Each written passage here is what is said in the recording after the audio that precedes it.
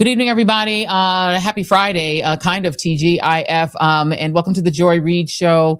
Thank you to everybody who tuned in earlier today for our live coverage of the arrest of Don Lemon, Georgia Fort, and two other African Americans who covered and who were present for the protest at a church in Minneapolis. We want to show you some video right now of the scene outside of the federal courthouse in downtown Los Angeles. That's Karen Bass who's speaking now. She attended the hearing where Don Lemon was, I guess, being arraigned on the charges, the federal charges that have been levied against him for no other reason than that he was doing journalism. This is a pretty outrageous moment, but let's listen just for a second to what Karen Bass is saying.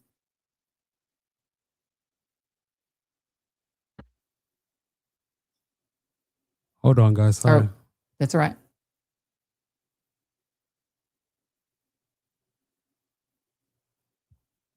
While we're doing that, while we're setting that back up, I just want to let you all know that these are the four things that we are trying to kind of wrap our heads around and keep our focus on tonight. That is before the thing started. So Jason's going to line that up.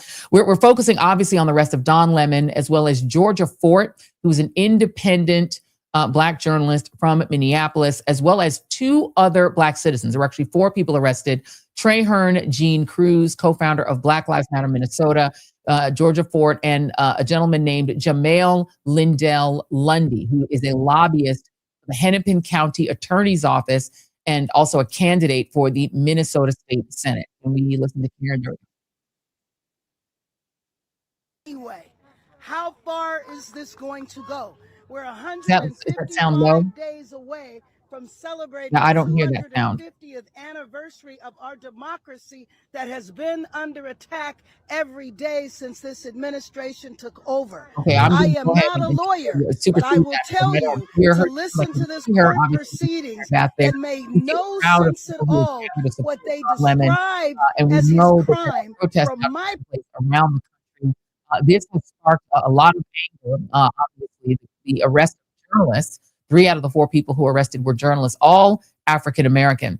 So there's that we're focusing on. That is obviously a very big deal. Also, the raid on Fulton County, Georgia's election offices. That's the second thing we're focusing on, as well as the ongoing occupation of Minneapolis and other states, and the further kidnapping of people from there, including 2 more students who were taken from the very same school where little Liam Ramos attended, the little boy with the blue hat and the backpack. 2 more kids from his same preschool also taken into custody by the federal regime.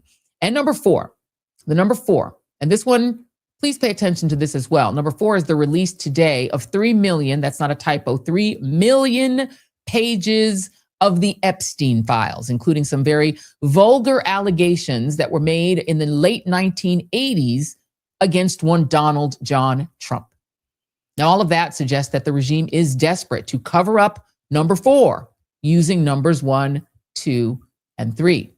I want to start with thing 1. Don Lemon had a hearing scheduled to, as you can see, that is happening right now. I have spoken with his husband, and we have tried to keep track of what's happening. Been trying to email, text message with Don since this morning. We were actually texting last night, woke up this morning to find out that he had been arrested. There had been this threat to do that, not only from the world of Pam Bondi and the Justice Department, but also the so-called Civil Rights Division of the Justice Department. Harmeet Dillon tweeting when Donald Trump tweeted, "I am a First Amendment actor," for actor EACTOR, meaning I act in the guise of the First Amendment as a journalist. I have freedom of speech, and, daring essentially them to try to interrupt that. And Harmeet Dillon tweeted, "Okay." And now they have made good on the threats and on the demands of MAGA and the far Christian right to have Don Lemon arrested. So we're going to focus, let's quickly on thing 1, Don Lemon's arrest, and also the arrest of Georgia Fort, who was arrested in her home. I want to show you all some video from inside Georgia Fort's house of the armed agents who were gathering outside. She actually went live to show this happening. Here is that video. So you can see in that video, she's showing, she's going to put a screen on what's happening at the front door, and you can see the... Okay. I don't think there's audio on it. I actually don't hear any audio on these videos, so I don't know if maybe it's me, and on my end, I'm not hearing any audio whatsoever.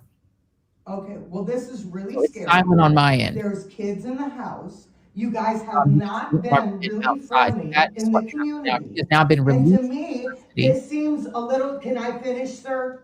Can I finish? Okay, well, we'll figure that out. Can I finish? Get your phone. You're the guest. This seems a little bit aggressive to have all these cars in our cul-de-sac, 2, 3 agents, and now I saw the one disappear to the back. So to me, this is a little aggressive to just serve a warrant. Slide the warrant. Let me see the warrant. No.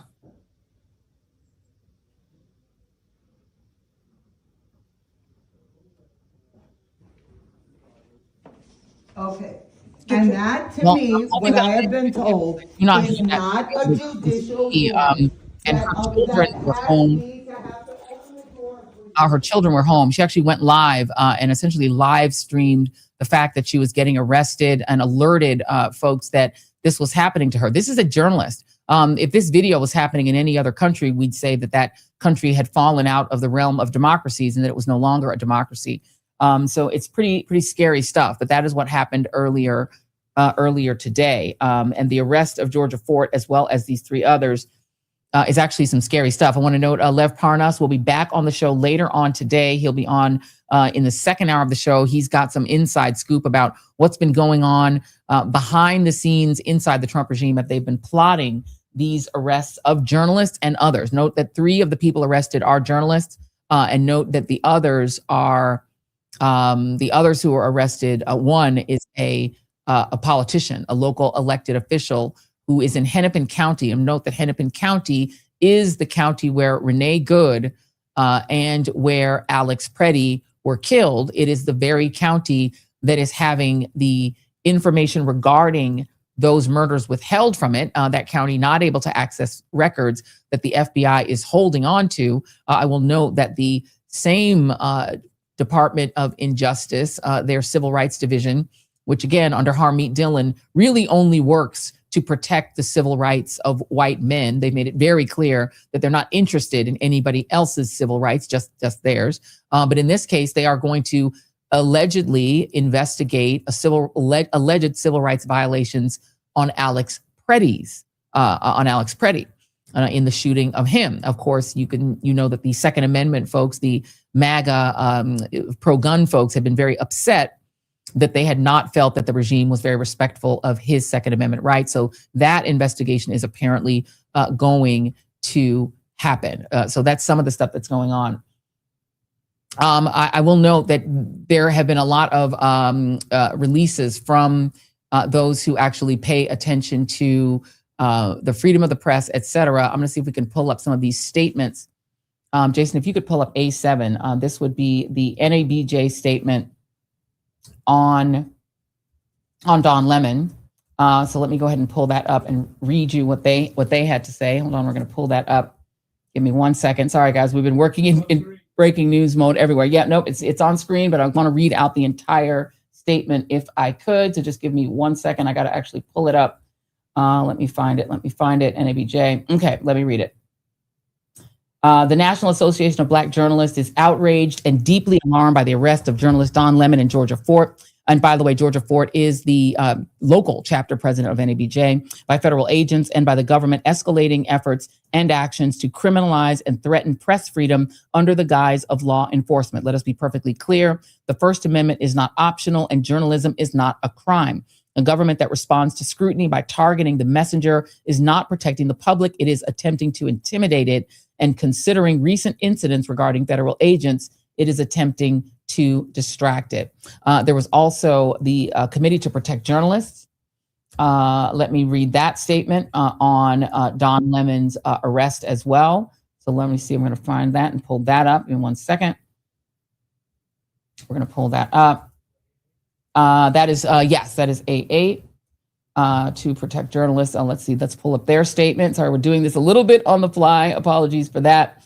So we're going to try to see if we can pull up that statement as well. The Committee to Protect Journalists condemns the arrest of journalist Don Lemon and Georgia Ford over Minneapolis protests. So about 40 organizations supporting the NABJ and the Committee to Protect Journalists in condemning these arrests. A9 would be the statement from Don Lemon's attorney, Abby Lowell. He has actually a pretty great attorney.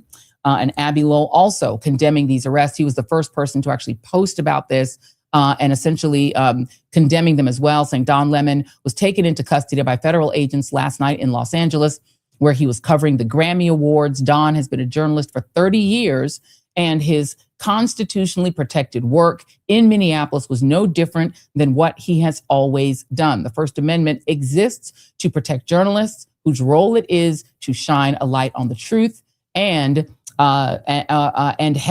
hold those in power accountable. There is no more important time for people like Don to be doing this work. I think we can say amen to that. So lots of support for Don Lemon from the journalistic community.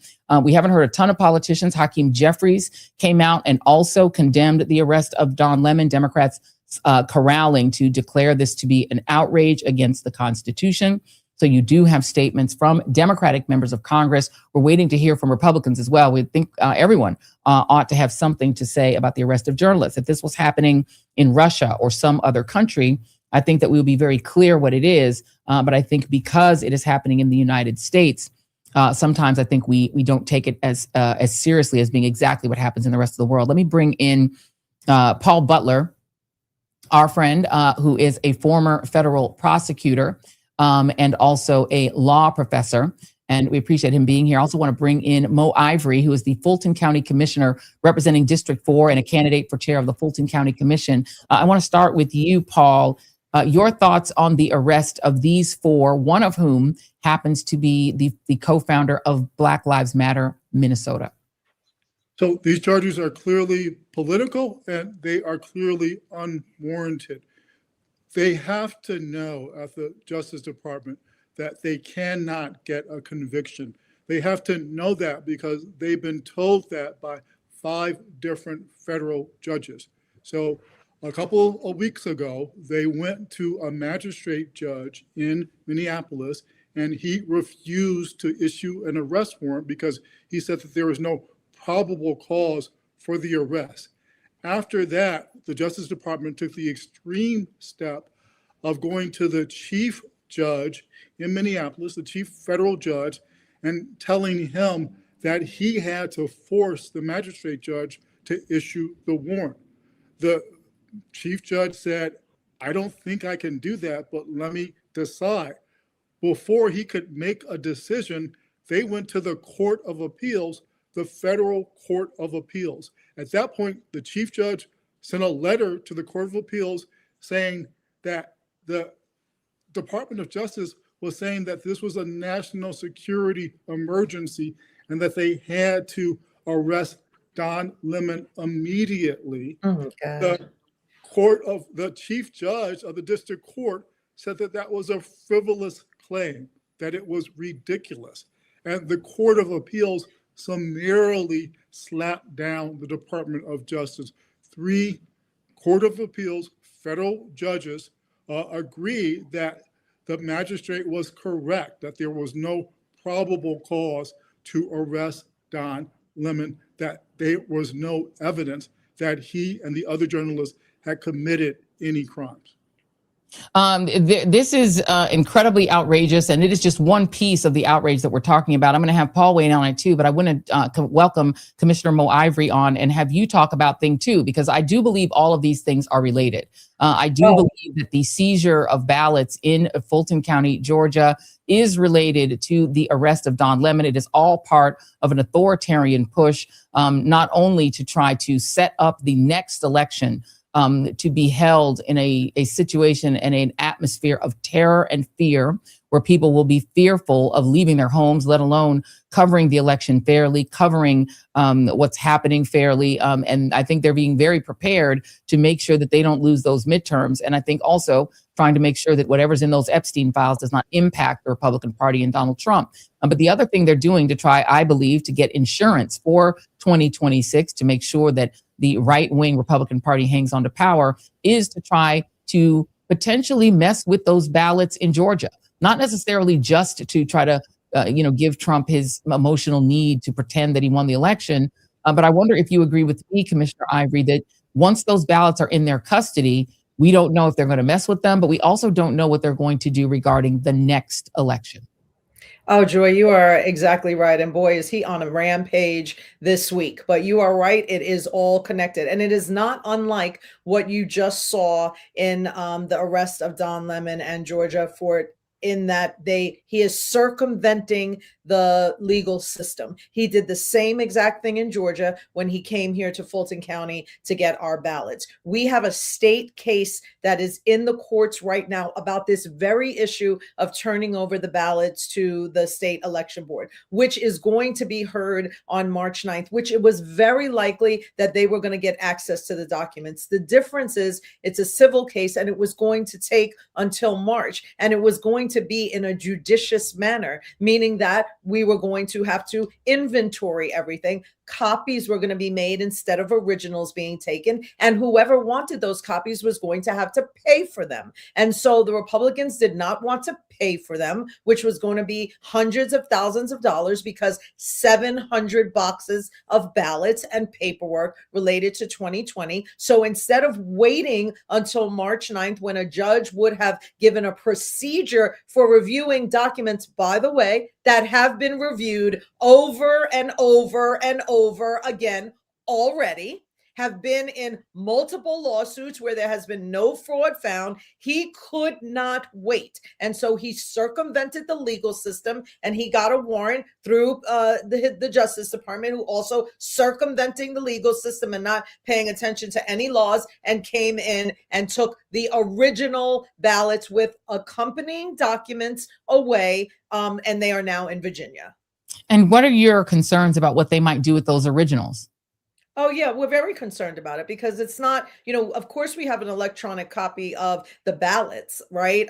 Because ballots don't have anything but information about who you voted for. It doesn't have your name. It doesn't have your personal identifiable information. But we do have absentee ballot envelopes where people mailed in their absentee ballot envelopes. And of course that has their name on it. Of course it has their address on it. So what are we concerned about? We're concerned about people's personally identifiable information. We're concerned about the integrity, the chain of custody of people's ballots. No matter what the ballots have on them, they are supposed to be in a chain of custody in Fulton County. And it's very important to keep that integrity of the documents. He could say whatever he wants to say now that he has the originals, right? Of course, we're going to refute that, but he could say, oh, I found, whatever lie he wants to make up. And that is, again, like you said, a strategy to create chaos and confusion and distrust in our system of administering elections, which is not supposed to be partisan at all, so that people will then be afraid to go to the polls, because no doubt, if this is what we're seeing in January, can you just imagine what we're going to be seeing in October when early voting starts, in April when the primary early voting starts? Because the ultimate goal is to militarize our precincts and to make people completely afraid to go and vote and be unable to exercise their right. Yeah, I think that's very clear. Let me go back to the Don Lemon arrest, because I think it's really important that we set some sort of baseline series of facts. Or before I do that, though, Paul Butler, did you have a comment about Georgia? So it's entirely correct, as the commissioner said, that they're ignoring the law and what judges have said. So we know that there have been 60 lawsuits in which the Trump administration or the Trump campaign tried to contest the integrity of the election of 2020. And in each one of those lawsuits, the Trump administration lost. We know that Rudy Giuliani told lies about how the vote in Georgia, the election in Georgia, was rigged, and he got fined $150 million for that lie. But they don't take the truth for an answer. They don't take the law for an answer. They don't take judicial findings for an answer.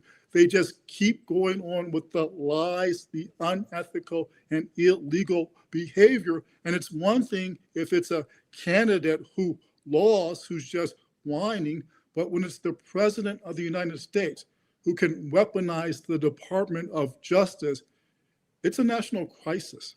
National crisis. And let me ask you before I come back to you. Let me actually very quickly ask you, Commissioner, what did you make of the presence of the Director of National Intelligence, Tulsi Gabbard? Why was she there? Yeah, I don't have any reason to even begin to understand while she was there, except for the pressure to apply, the sort of presence of the president being there. I was on the inside the entire time and she remained on the outside. I only saw her when she walked into the sort of cage area where the 2020 ballots were being stored. And there was not a lot of conversation. There were at least about 40 FBI agents. So there was not any opportunity to have conversations or, in any way to find out any facts. It was very much stay out of the way and let us do what we're going to do. We asked for an inventory of the boxes because they were on pallets. And so they were sealed and on pallets. And we asked our chief clerk of the Superior Court, who is in the chain of command of our archives, asked for an inventory of every box they were taking away, which would have meant they would have had to undo the pallet so that we could inventory every box, and they refused to do it. So they just took the whole pallets and put them on, and so we have no idea, in sort of what order the boxes were or exactly how much of everything they took from that one cage. It is scary stuff. Commissioner Mo Ivory, please keep us posted on what's going on and if there's anything we can do to try to highlight anything that's happening in Fulton County. It's very important to our right to vote. So thank you so much. Thank you so much. Thank you. Paul, can you stay just a minute? Of course. You can say, okay, I want to bring on Congressman Julian Castro of the great state of Texas. Because I want to talk about another issue that is, again, it's all tied together. Because what we now know is that this adorable little boy who was taken from his school in Minneapolis and rendered to Texas, we now know where he is. He is in Texas, Liam Ramos, with his dad. And Jason, if you could put up B2 and ask the congressman who did get the opportunity, as I understand, to visit with him and his dad. And you will all recall this sweet little boy with his little blue hat and his backpack. And there he is on the right. Congressman Castro, what is the condition of this child as you were able to see? Well, honestly, Joy, he did not look well to me. And from what his father said, that he has been sleeping most of the day, that he hasn't been eating well, that he's been depressed, that he misses his mom and he misses his classmates and wants to go back home. He didn't look good. What you're looking at there in that picture is when you come into that Dilley Detention Center, it's like a trailer prison, right? And I say that because people's movements are controlled, who they can hang out with is controlled, what they eat, etc. So that's a makeshift courtroom there. And you've got to give 7 days notice to go into this facility as a member of Congress. And then you've got to give 48 hours notice to be able to visit with particular people. And so we were able to visit with Liam and his dad, and they came over, they brought them over into this courtroom, and Liam stayed asleep the whole time. He never woke up throughout the time that we were visiting with him. And so he was seemed to me very lethargic and listless. Do you know what the status of his parents are? What is their immigration status? Well, they had legally applied for asylum and I understand, had used the CBP-1 app. And so they were allowed under the Biden administration to come in the United States to wait for their asylum case to be resolved. And in fact, the father, I believe, told us that they had an asylum hearing coming up, I think he said in February. And of course, they got snatched, just over a week ago. But again, remember that app was created because there was this big uproar during the Biden years that, hey, look, there's a rush on the border. We got too many people rushing the border. We need to do this in an orderly and efficient way, in a way where we can vet people and decide who we're going to allow permission to be in the United States while their case is pending. And this family qualified for that. And so that's why they were in Minneapolis. And was Liam not born in the United States? My understanding is that the family is from Ecuador, and so I think that's what the tragedy of all this is that Donald Trump said he was going to go after, in his own words, these criminal illegal aliens, and not a single person in that Dilley detention center, 1,100 people, men, women, and children, not a single person is a criminal there. Nobody has a conviction. ICE said that to me directly, and so you got 1,100 people there who are in a kind of prison, and they're not criminals. This is the reason I asked you to stay on, Paul. How is any of that legal? It's probably not. So, Joy, earlier I mentioned the chief judge of the federal district court in Minneapolis, who said that there was no probable cause to arrest Don Lemon because there was no evidence that he committed a crime. This same chief judge, who is a conservative, he clerked for Justice Scalia. He's a mentor to Justice Barrett. He was appointed by George Bush, very strong conservative credentials. This week, he also said that the administration in its conduct in Minneapolis has violated more laws, has ignored more federal court orders than any federal agency has that he knows about in its existence, and that ICE and its representatives in court have ignored judicial orders. So there are a number of immigrants in Minneapolis who've been swept off the streets by ICE who are fighting their claims. They're saying that what happened is illegal, including because they're lawfully in the country at the moment while their immigration status and their ability to remain here is being decided by courts. But that doesn't stop ICE. That doesn't stop the Trump administration. So when you ask whether it's legal, that's what courts are trying to determine. But ICE is not allowing that. In many instances, it's taking people out of Minneapolis, where they live, where they work. It's sending them to Texas. It's sending them away from their lawyers. It's trying to evade any kind of accountability. So let me let you all know that a judge has ordered Don Lemon to be released on his own recognizance. Sorry, throwing some breaking news in the middle here. I'm going to respond to Paul in just a moment. Of his own recognizance after he was indicted for interfering with a religious service during an ICE protest in Minnesota. The judge also denied the government's request for a $100,000 bond and refused to restrict his travel to New York and Minnesota. It appears all four of the people, Paul, that were arrested on what seemed to be clear violations of the First Amendment have been released without bond and on their own recognizance, suggesting that it doesn't seem like they were. Oh, wait, we have Don speaking now. Oh, wait, we're going to go ahead and go to it as soon as we get it. Okay. Yeah, as soon as we get it, Jason is going to go to Don Lemon because he is now speaking. He is outside of the courthouse. But what do you make of that, Paul? So, Joy, the U.S. Attorney's Office tried to get one of the other journalists held.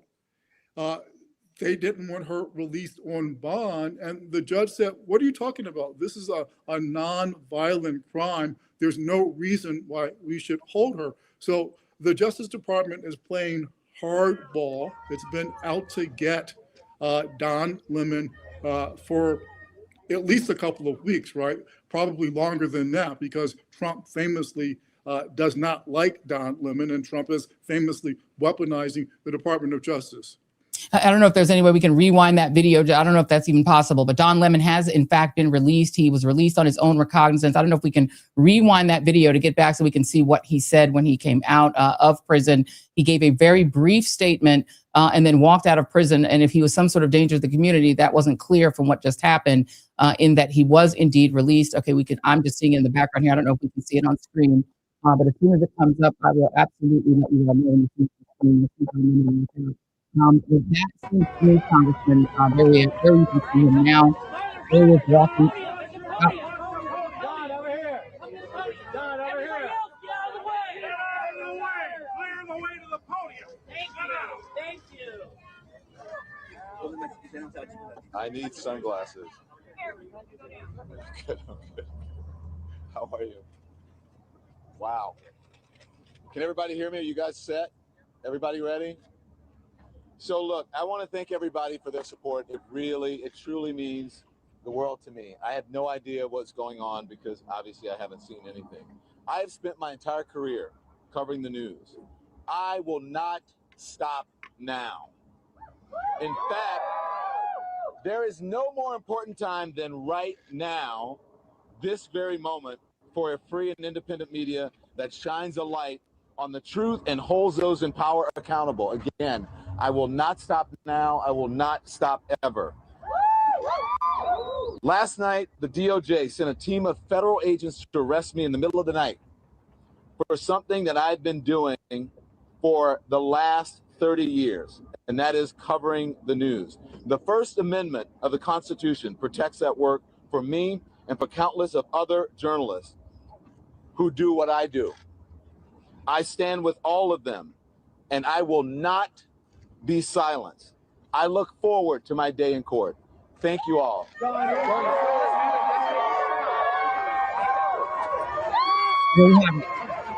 Don Lemon outside of the federal courthouse in Los Angeles.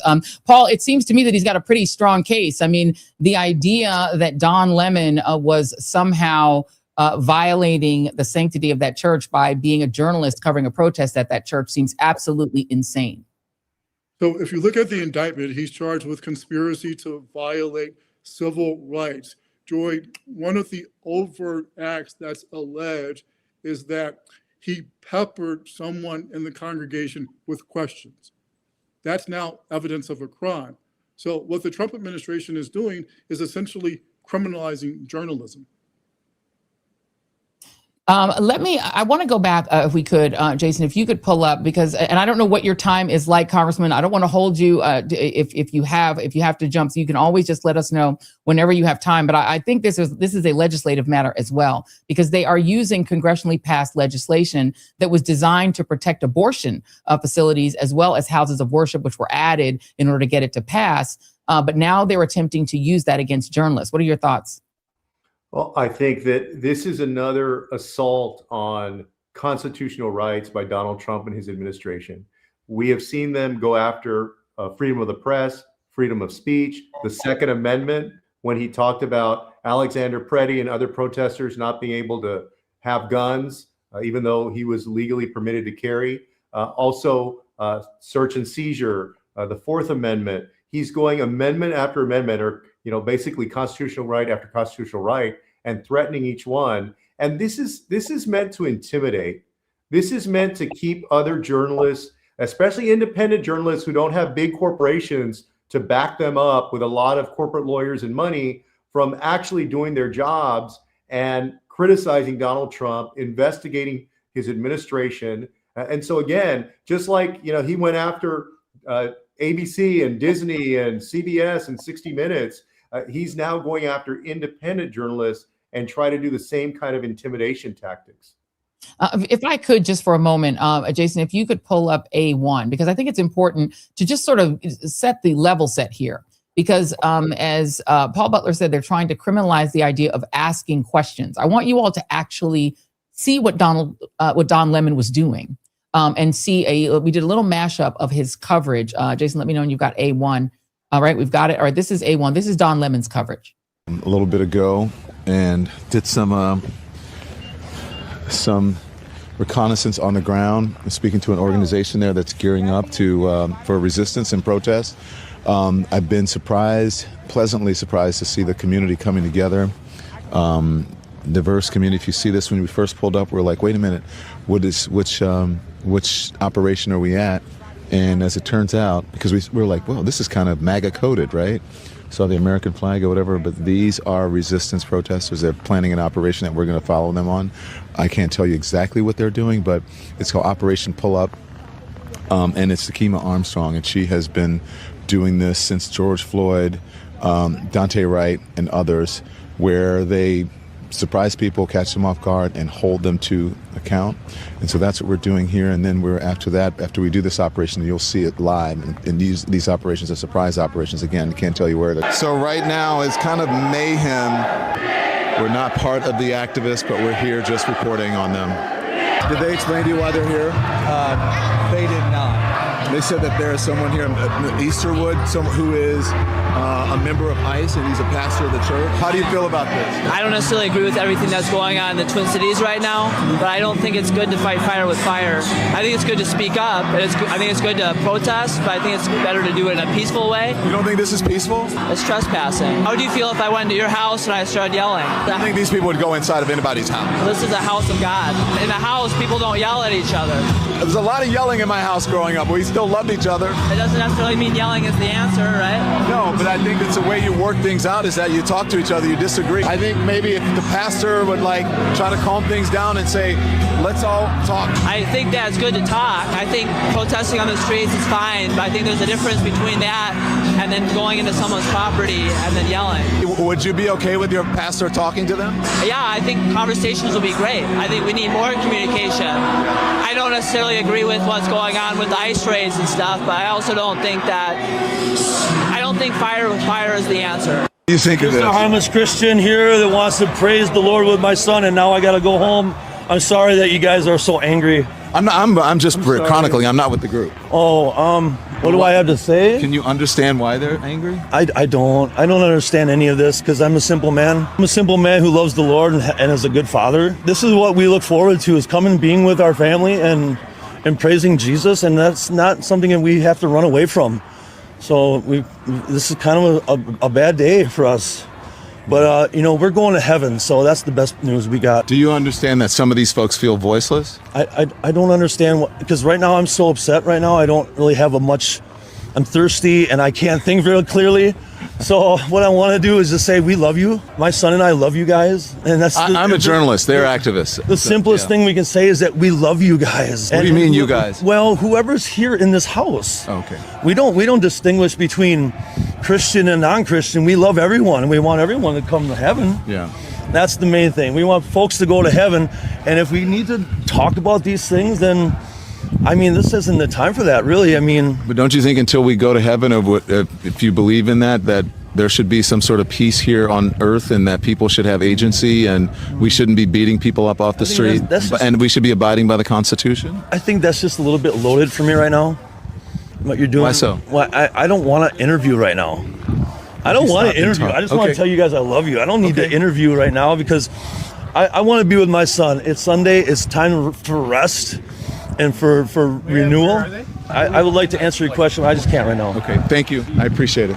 You will note, Congressman, that he said he didn't want to interview at the end of talking for 5 straight minutes. So he's you have Don Lemon doing what Don Lemon does, talking to people. Where's the crime? Yeah, no, that's right. He's acting as a journalist, as somebody there who's there to cover what happened. And again, I think it's Donald Trump and Stephen Miller, the people around Donald Trump, who were trying to intimidate and stifle dissent, really. And, they think if they do it enough to enough people and institutions and communities, that they can start to shape the American society more and more to be loyal to them, the way their cronies in the administration are loyal to them. Last question to you, Paul Butler. Where is the crime in what we just saw?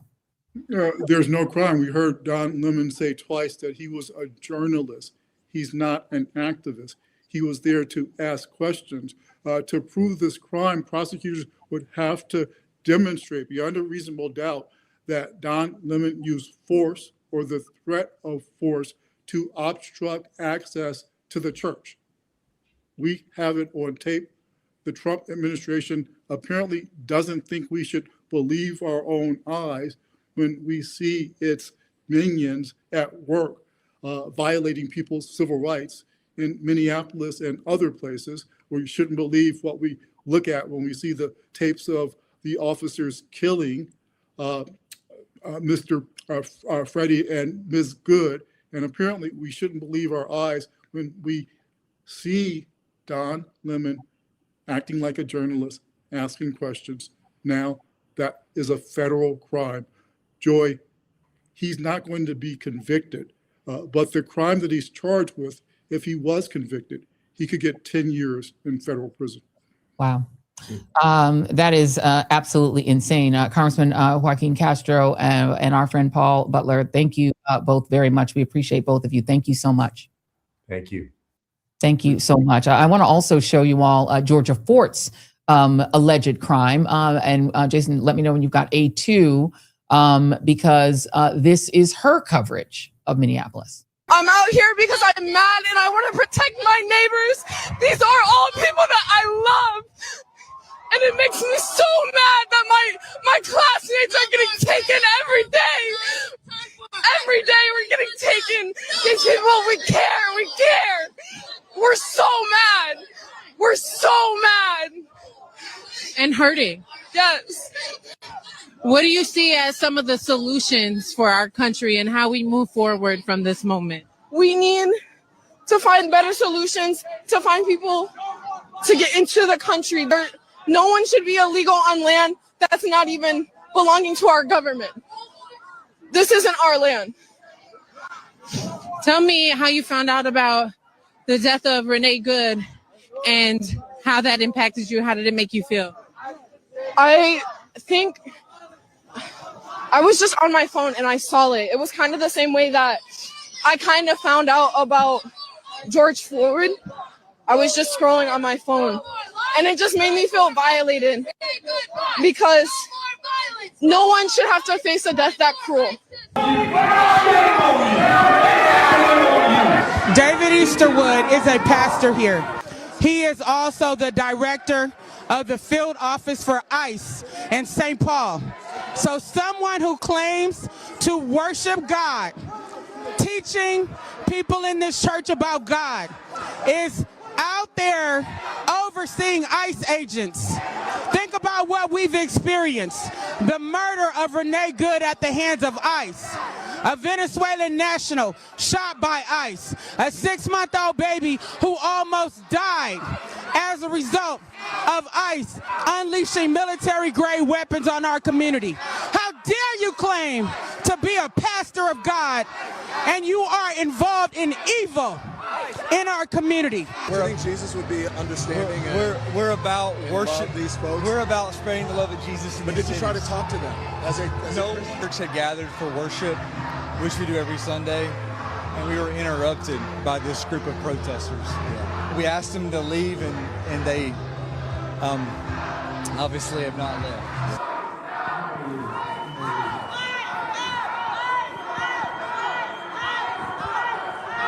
So what you need to understand is that the protesters who went into that church to protest, probably understanding that they could be arrested. If you go in and you protest anywhere, in a church, in a hospital, in the Capitol, you should expect that you might be arrested. The people who were on January 6th protesting outside should have expected, although weirdly enough they were not, that they could actually also be arrested. Instead, they're arresting the people who are covering the people who are protesting. That doesn't make any sense. I said earlier on the live that we did, actually I said on Don Lemon's show live, when I went on with his guest host this afternoon, that it would be like protesting, it would be like arresting the people who took pictures of John Lewis when John Lewis was marching across the Edmund Pettus Bridge. That's about how much sense it makes to arrest Don Lemon and Georgia Fort for doing the journalism of watching the people protest. The people inside the church know what they're going in there for. They're going in there to protest, knowing they theoretically could get arrested. They usually, typically, when people are doing civil rights and other protests, they do these protests in full knowledge and understanding that they could be arrested, and they take that risk on purpose. But instead, what's happening is you're having the people who are covering the people who are doing the protests arrested, not the people who are doing the protests. So now these arrests do not include the woman you saw, Nakima, who is the main person who was doing the protest, leading the protest. Nakima is not the person that they're focusing on. They're focusing on the journalists who were covering the protest. Let's bring on Judge Glenda Hatchett. You will know her very well as Judge Hatchett, American television personality, lawyer, and judge, and the star of the former court show, Judge Hatchett, and the current day, The Verdict with Judge Hatchett. Thank you so much, Judge, for being here. We appreciate it. Absolutely. Absolutely. So can you make sense of the fact that we just played about 5 minutes between the two, between Don Lemon's coverage and Georgia Fort's coverage of them saying, and even saying, I'm a journalist, holding cameras and microphones in front of people and asking them questions. They're on tape doing that. This is all on tape. Don Lemon says about 3 times to people who are coming up to him and talking to him willingly, I'm not one of the protesters, I'm a journalist.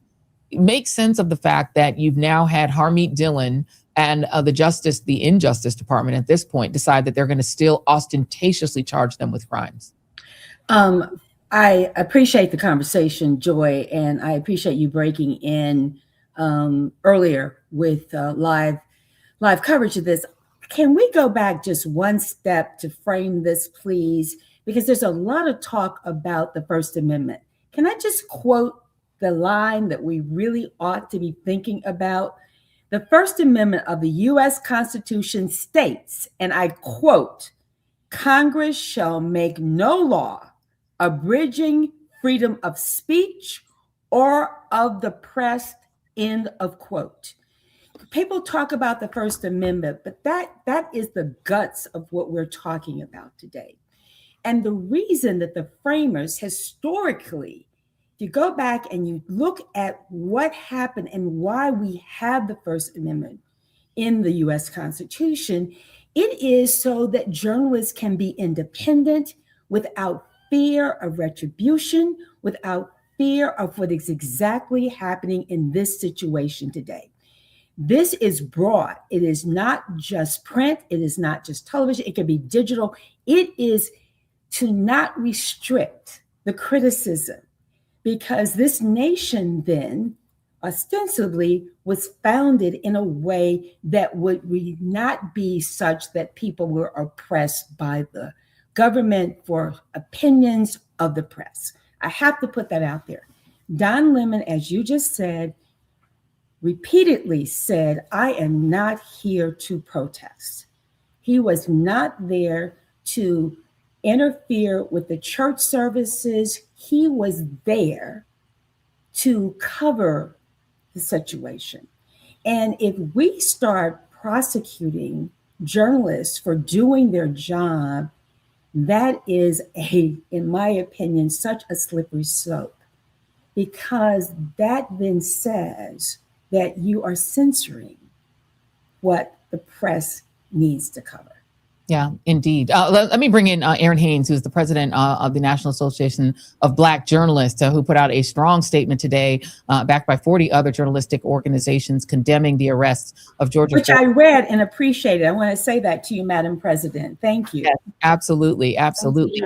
Aaron Haynes, we saw the statement. We read from it earlier in the show, but please give us your take, both as a journalist yourself and as the president of NABJ, of the arrest of these journalists who were literally doing journalism. Yeah, I mean, listen, I was just listening to the judge coming in to join you all tonight, and she's exactly right. The First Amendment is not optional, Joy, and that's exactly what we said in the statement. It's not a joke. Don Lemon and Georgia Fort were not obstructing justice. They were practicing journalism, and we cannot reiterate that enough. And so arresting journalists who are lawfully gathering the news, that is a threat to press freedom. And I think that is why you saw so many organizations standing with us, more than 40, as you pointed out, and counting, who are standing up because they know that when the freedom of the press is under attack, the public's right to know is really the thing that is also at risk. So this is a thing that really should concern not just members of our beloved profession, but I think that is why you're seeing so many people stand with us. Every member of the public needs to be alarmed and outraged, as outraged as we are by the events that have transpired. I mean, this is, it is not unprecedented. We know that, Joy. I mean, Black journalists being arrested or intimidated or, just trying to be silenced, trying to do their jobs, trying to speak truth to power. We have a long tradition of that. And we know that while that shouldn't be part of the job, that is unfortunately the backlash that we have too often faced. And so to see so many people pushing back and standing up is heartening, but it is certainly a dark day and a new moment for us, at least in this political climate where we are seeing the arrest of journalists. And Jason, if I'm just to warn you, if we can get A0 and also A4. A0, I want to play what Georgia Fort actually said when she was released earlier today. Again, all four released on their own recognizance, no bail, meaning didn't seem like they were too much of a danger to society. They were released forthwith. They just wanted the arrest. They wanted the headlines, and they got that. And now here's what Georgia Fort said when she was released. Or not.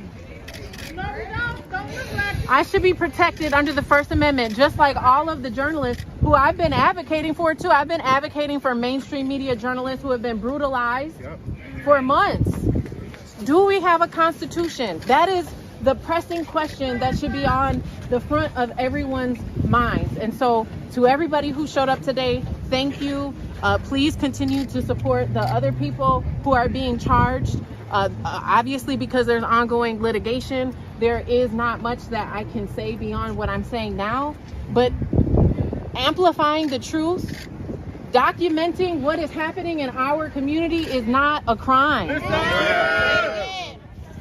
And the questions that were asked a few weeks ago on a Sunday morning by concerned community members, those questions still need to be answered. And as a journalist, I am committed to continuing to follow the story until their questions are answered. And Erin Haynes, I mean, to the point that she even did the journalistic work of covering her own arrest. Your thoughts on this fellow NABJ member? She's also, I understand, the chapter president, I believe, of NABJ in where she lives in Minneapolis. She's their chapter's vice president. Listen, you know, Joy, journalists, we're not trying to be the story. We're trying to cover the story. She doesn't want to be in this position. Don Lemon doesn't want to be in this position. You didn't want to be the story when you were the story. And yet this is what ends up happening in this very consequential and challenging moment that we find ourselves in, just trying to do our jobs. You know, she said the same thing that I said earlier. Journalism that holds power to account, that's not a crime. We have to continue to say that.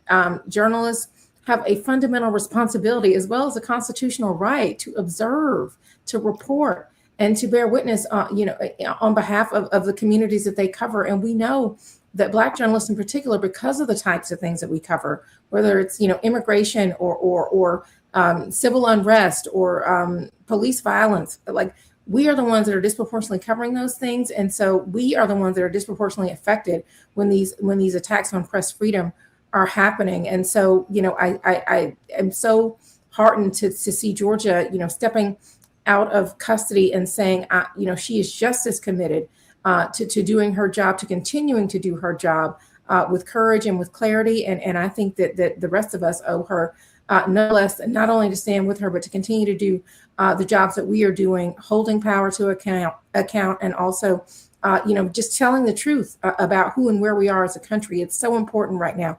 We are the trusted messengers. I mean, folks like Georgia, folks like Don, folks like you, independent media, right, that is not beholden to an institution is so important in our media ecosystem right now.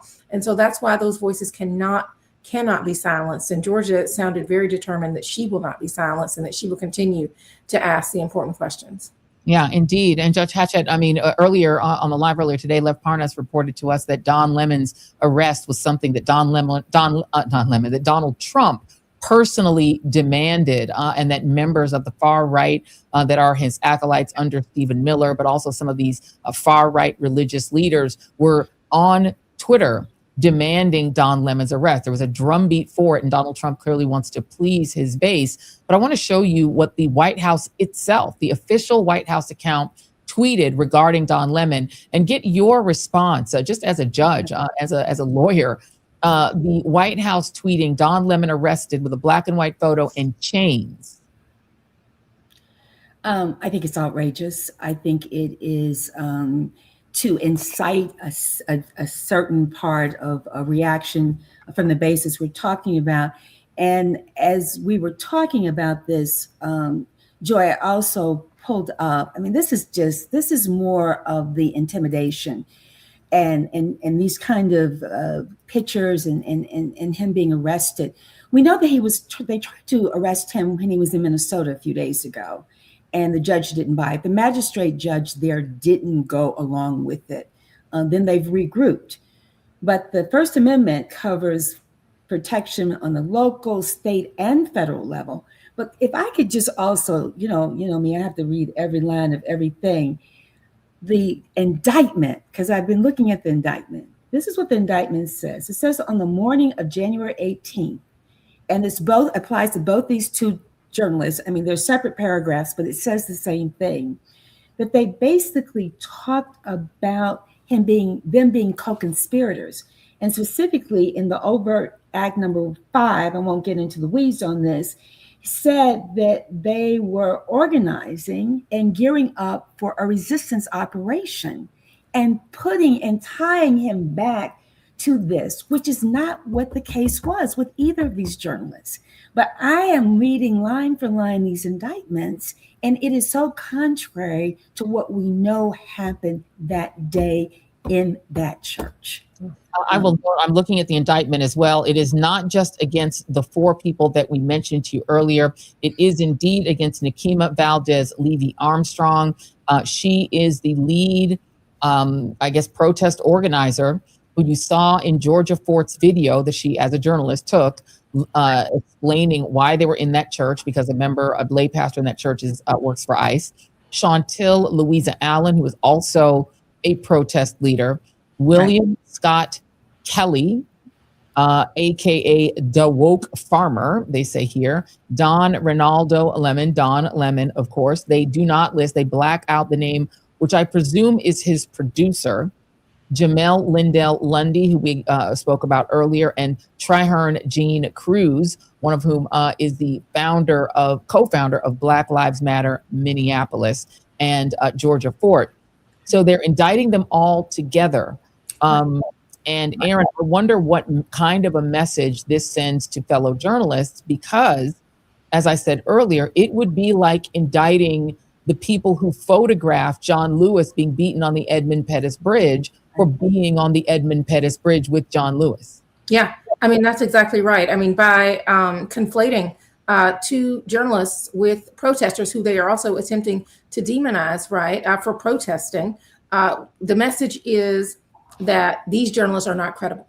That is the message that suggests, and we know that that's not true. Don was identifying himself as a journalist. Georgia Fort identifying herself as a journalist. I mean, Don Lemon has been a veteran journalist of 30 years, award-winning. We know this. And Georgia Fort, absolutely legitimate, independent journalists. But by trying to conflate them with these protests, by trying to say that they were not doing their jobs, but that they were participating in this protest instead of covering it, that is it is contrary to what we know that we saw them doing, literally on the ground, trying to report back on what was happening on the ground in Minneapolis. And look, I mean, this is why it's so important for us to have transparency from the authorities on what the legal basis is for these arrests. I mean, if these are the allegations being laid out in that indictment, prove why that is the case. We need an end to prosecutorial actions that are targeting journalists for lawful news gathering. Again, as we said, that federal magistrate refused to move forward with those charges. So why are we here? Why are we here? We need a full inquiry into whether these arrests violate press freedom, whether these arrests really violate constitutional guarantees. I think also that this is not going to go away. To the 2 of you, my sisters, I think that it has to be framed in the situation that this is going to be a long legal battle that ultimately will end up at the Supreme Court, perhaps. But they were strategic in this indictment, as you read it, to label those journalists as co-conspirators. And it is by design, as Joy has so well articulated earlier, that the protesters were there for a very distinct reason. The journalists were there for a very distinct reason. But they then made this all a part of a common legal action. And unless I just don't want this to become a legal precedent that has such a chilling effect in judicial manner that this cannot stand. This just cannot stand and must be channeled. Yeah. It feels to me, Judge Hatchett, that there are two questions here. Number one, whether the protest itself constitutes some sort of illegal conspiracy. People protest all the time. I recall we were played on this show that a former January 6th insurrectionist was burning Qurans in both Michigan and in Minneapolis. He came to Minneapolis to burn Qurans, to effectively attack religious communities in that city, and that was a constitutionally protected protest. He got doused with water because he was by himself and didn't attract any friends and had to be rescued by a black man. But this is something they do. This, you want to talk about collusion between journalists and protesters.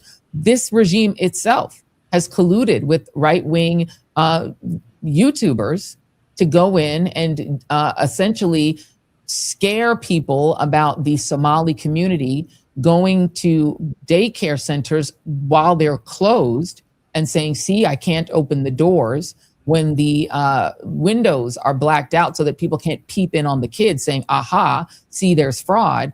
And the head of the Republican Party in that state has admitted that they did collude with this person who's been to the White House, who's part of their anti-Antifa roundtable, and they collude with this person to try to create a pretext to strip Minnesota of its SNAP benefits and of Medicaid. So it's not hard. It's kind of difficult to understand what kind of collusion they're talking about. The protests themselves strike me as First Amendment activity, and the journalism strikes me as separate First Amendment activity. Are either of these two things, if you just look at the Constitution, Judge Hatchett, illegal? Well, the two, let's separate the two. What they are saying is that there were worshipers who were not involved with the protesters. And what they're saying is that the worshipers' right to be able to worship there were infringed upon. And that is the hook they're using, Joy, on that side. And I think that they are going to ride that. And I think that there is, if you go back and look at the Constitution and you look at the First Amendment and you look at that language clearly, they then will say, and as you predicted, those protesters went in expected to be arrested because there were people who came to worship that day who were not able to worship because of the protesters. And so I do think that there's some basis there to say that the people who were there to worship, their constitutional rights to worship freely, uninhibited, was imposed upon or infringed upon. That is a totally separate conversation from the journalists being there to cover it. Does that make sense? Am I making sense? Absolutely. It should be two completely separate things. Exit question to you, Aaron. Yes.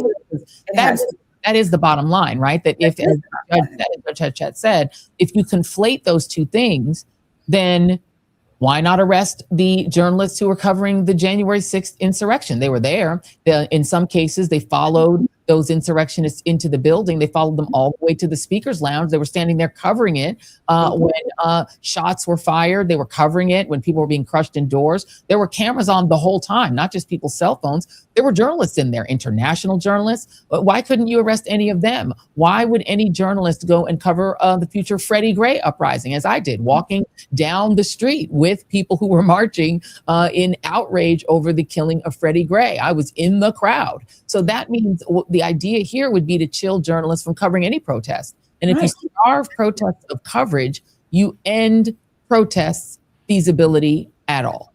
And you, to your point, you don't have vision. You don't have eyes in on what's happening. Right. Journalists then are frozen. I mean, I've spent many a day in Minneapolis, in Minnesota, because I represented the family of Philando Castile. A lot of people don't remember that part. And there were protests then. I mean, this is not new to this area. But let's be clear. I mean, they had their eyes on Don. I mean, they had their eyes on Don. Going into Georgia. Aaron, your final word, Aaron. Yeah, I mean, look, and this is why this is not just about one protest or these two journalists. This is about whether the First Amendment still protects journalism, especially journalism that challenges power and that really is centering marginalized communities. Listen, you're exactly right, Joy. The message that is sent here with these arrests is that journalists either should not be covering protests or that any coverage of protests is not journalism. And we know that both of those things are not true. So we must continue to stand up. We must continue to speak out, and NABJ is certainly going to do that. And we are just so grateful for our allies and folks like you that are standing with us and continuing to shine a light on this issue while we are doing our jobs with courage and clarity under these challenging conditions. Thank you so much, Judge Glenda Hatchett, and of course, Aaron Haynes, president of NABJ. Thank you both very much. Stay safe out there. Thank you for what you're doing, Joy. Thank you. Thank you very much. All right, we're going to take a break. We are going to keep going here. We've got more guests coming up in the second hour. Thank you for sticking with us on the second hour of the Joy Reid Show. We are continuing. We're about 5 hours into coverage because we did about 3 hours of our own live broadcast earlier today. Then I went on and did another hour or so on the Don Lemon Show.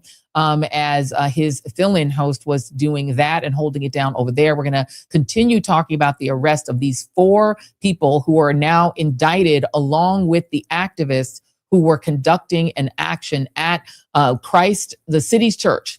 The city's church is the church, as I've told y'all many times before, that is affiliated with the white Christian nationalist movement in the country. But let's go ahead and do a little bit of paying for this stuff, because we got to make sure that independent media stays on. And to do that, we have to big up our advertisers. And the Joy Reid Show tonight is brought to you by our friends at Quince. Now, starting this year with a wardrobe refresh, well, Quince has you covered with luxe essentials that feel effortless and look polished. They are perfect for layering, mixing, and building a wardrobe that lasts. Their versatile styles make it easy to reach for them day after day after day.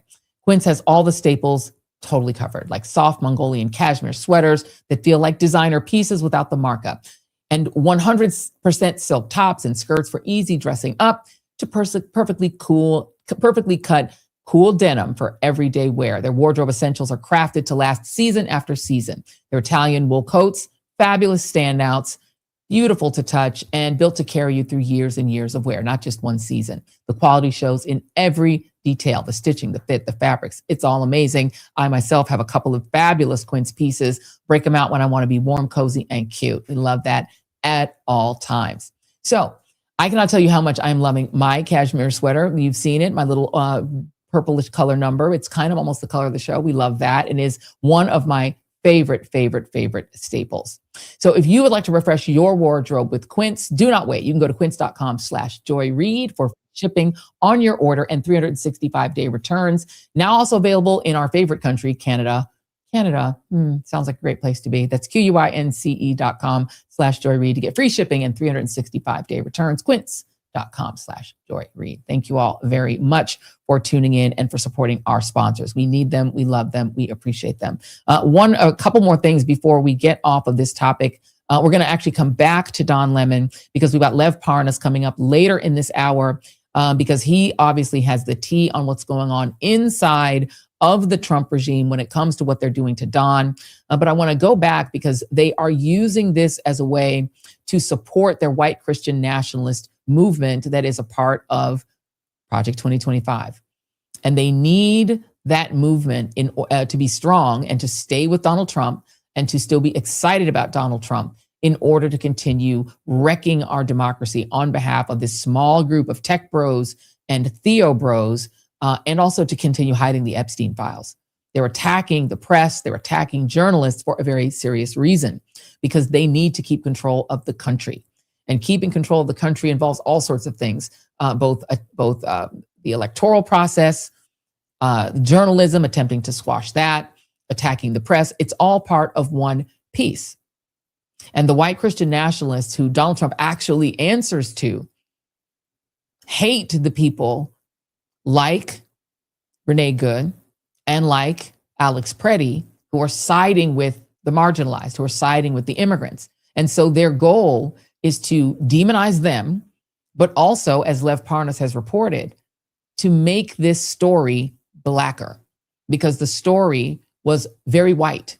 The people who've been really protesting, who've been really taking up the whistles and standing in the gap for those brown and black immigrants have been white men and women. And the rage against them is something serious. I want to play you a couple of additional bites just before we get off of this topic. Jason, if you could pull up A5. This is Pam Bondi essentially speaking not to the American people. She's supposed to be the attorney general of all of the people, but she speaks very specifically in this piece just to white Christian nationalists. This is A5. Make no mistake, under President Trump's leadership and this administration, you have the right to worship freely and safely. And if I haven't been clear already, if you violate that sacred right, we are coming after you. And there you have it. And this is all happening at the same time that we are seeing attacks on people that Donald Trump does not favor, on people that Donald Trump does not think are important, on people who Donald Trump does not think are worthy of protection. If you could find for me, please, Jason, let me find it. This is B3. Because in the state of Minneapolis, in the state of Minnesota, I should say, in the city of Minneapolis, Representative Ilhan Omar, who is a woman, an immigrant, and Black, and a hijabi, and Muslim, she was attacked. Water, it wasn't water, it turns out it was apple cider vinegar, apparently, that was thrown on her while she was doing a town hall. Donald Trump has been relentlessly attacking Ilhan Omar, just relentlessly attacking her. And here was her response to the attack on her and to Donald and the role she says Donald Trump played in that attack.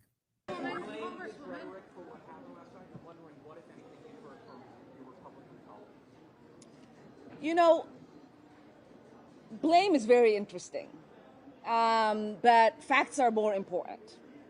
And what the facts have shown since I've gotten into elected office is that every time the President of the United States has chosen to use hateful rhetoric to talk about me and the community that I represent, my death threats skyrocket. For 4 years, since when he was in office, the first 2 years I was state rep, and the last 2 years I was a member of Congress. It was maybe my second or third week when he started attacking me. I became a freshman who nobody should have actually known I existed because I wielded no power, to having the most death threats of any member of Congress. To the point where I had to have 6 Capitol Police officers providing 24-hour detail to me and my family. He left office. Well, he was defeated. And Biden got elected. And for 4 years, it almost plummeted. Then he came back into office and he reassumed his vitriol. And now my death threats are the highest of the members of Congress. And last night, the man that attacked me was specifically upset that Trump's order to deport Somalis was not yielding enough deportations of Somalis. So he wanted to come get the person he thought was protecting the Somalis. Well, we are protected by the Constitution. That's right. Sorry to tell you the truth. We are protected by the Constitution. And so I do believe that the facts of the situation are that I wouldn't be where I am at today, having to pay for security, having the government to think about providing me security if Donald Trump wasn't in office and if he wasn't so obsessed with me. It is ironic that just last night he was on stage moments before I was attacked talking about me. And then when asked about my attack, he said, I don't think about her. Does he not remember? Is he suffering from dementia? How do you spend 20, 30 minutes on stage obsessing over me by name multiple times, and then moments later say, Ilhan Omar, I don't think about her. So hopefully that answers your question. Joining me now is Nana Gyamphi. She's the executive director of the Black Alliance for Just Immigration, BAJI for short, and Lizz Winstead, the founder of Abortion Access Front, AAF, a bold New York City-based reproductive rights organization that combines humor and activism to expose anti-choice hypocrisy and mobilize support all across 50 states. And the humor part is because she is, of course, the co-founder of The Daily Show. Thank you both for being here. Nana, I do want to start with you. In this whole context, the attacks, not just on Ilhan Omar, but also on Maxwell Frost. He was also physically attacked. He is also okay. The arrests of Don Lemon and 6 other people now, I guess it appears, and very focused on Black people. When the face of what we've seen in Minneapolis has really been very, very white. Yeah, absolutely. And thank you so much for having me on. And thank you for continuing to keep up the energy on this, because we can't let it go. When we look at what's happening now, Joy, I think about the fact that we know that the attacks that have been happening when it comes to the invasion of the body snatchers, as I refer to it as, ICE, CBP, the federal agents, and the mass mercenaries, that this started in Minnesota as an attack on Black people and then quickly shifted. The regime was horrified to find that the same white folks that were excited to be allies in 2020 still are in that mode and excited to be allies now. And in fact, there's even more folks than they had before. And so then they shifted to trying to scare white people, as they've done, since the time of abolition, right? To be able to try to get white folks to go to the side. But they see that that's not worked. And so they're going back to trying to rile up their base, who they know, some of them are horrified at the fact that they've actually murdered white people. And so they're like, okay, let's bring the bouncing ball back to the Black people. And in so doing, that dog whistle has gotten their dogs to howl at the moon and start to attack folks like Representative Omar, to point the finger and to agree with the arrest of Don Lemon, Georgia Ford, and others, and to again attack folks like Maxwell Frost. So this is what they're doing on purpose, because they realize that when the focus is on white people, they lose. When the focus goes on Black people, they get that base going again, particularly that white Christian nationalist base, or I call it white supremacist base that you were talking about earlier. Yeah, another name for it is Christo-fascist. I want to zero in on that point, because to that point, Liz, and you know Minneapolis well, you live in Minneapolis, you are very much acquainted with that world. It is a very liberal community that Alex Preddy and Renee Good lived in. It was a very, a community where there are a significant number of Somali immigrants and businesses. Those businesses have all but shut down because people are afraid to leave their homes. People are terrified. They're hiding at home. They don't want to leave the house. What do you make of this very aggressive attempt? Lev Parnas reported on it, and then it seemed to happen almost immediately that the Stephen Miller regime, Kristi Noem, Stephen Miller, the whole gang decided, oh, this is too white. We need to make this into a focus on Black people. What do you make of that? Well, again, it's just underestimating Minnesota. So I am in Ilhan's district right now. I live in Ilhan's district, and they don't understand. Like, Ilhan brought home for Minnesotans federal dollars so that every child in Minnesota could have free breakfast and free lunch. Ilhan brings home to a district that is, while her district is, most of the Somali community in Minnesota live in Ilhan's district, her district is majority white. And she wins with 87% of the vote. She also has a very strong Jewish community with which she represents.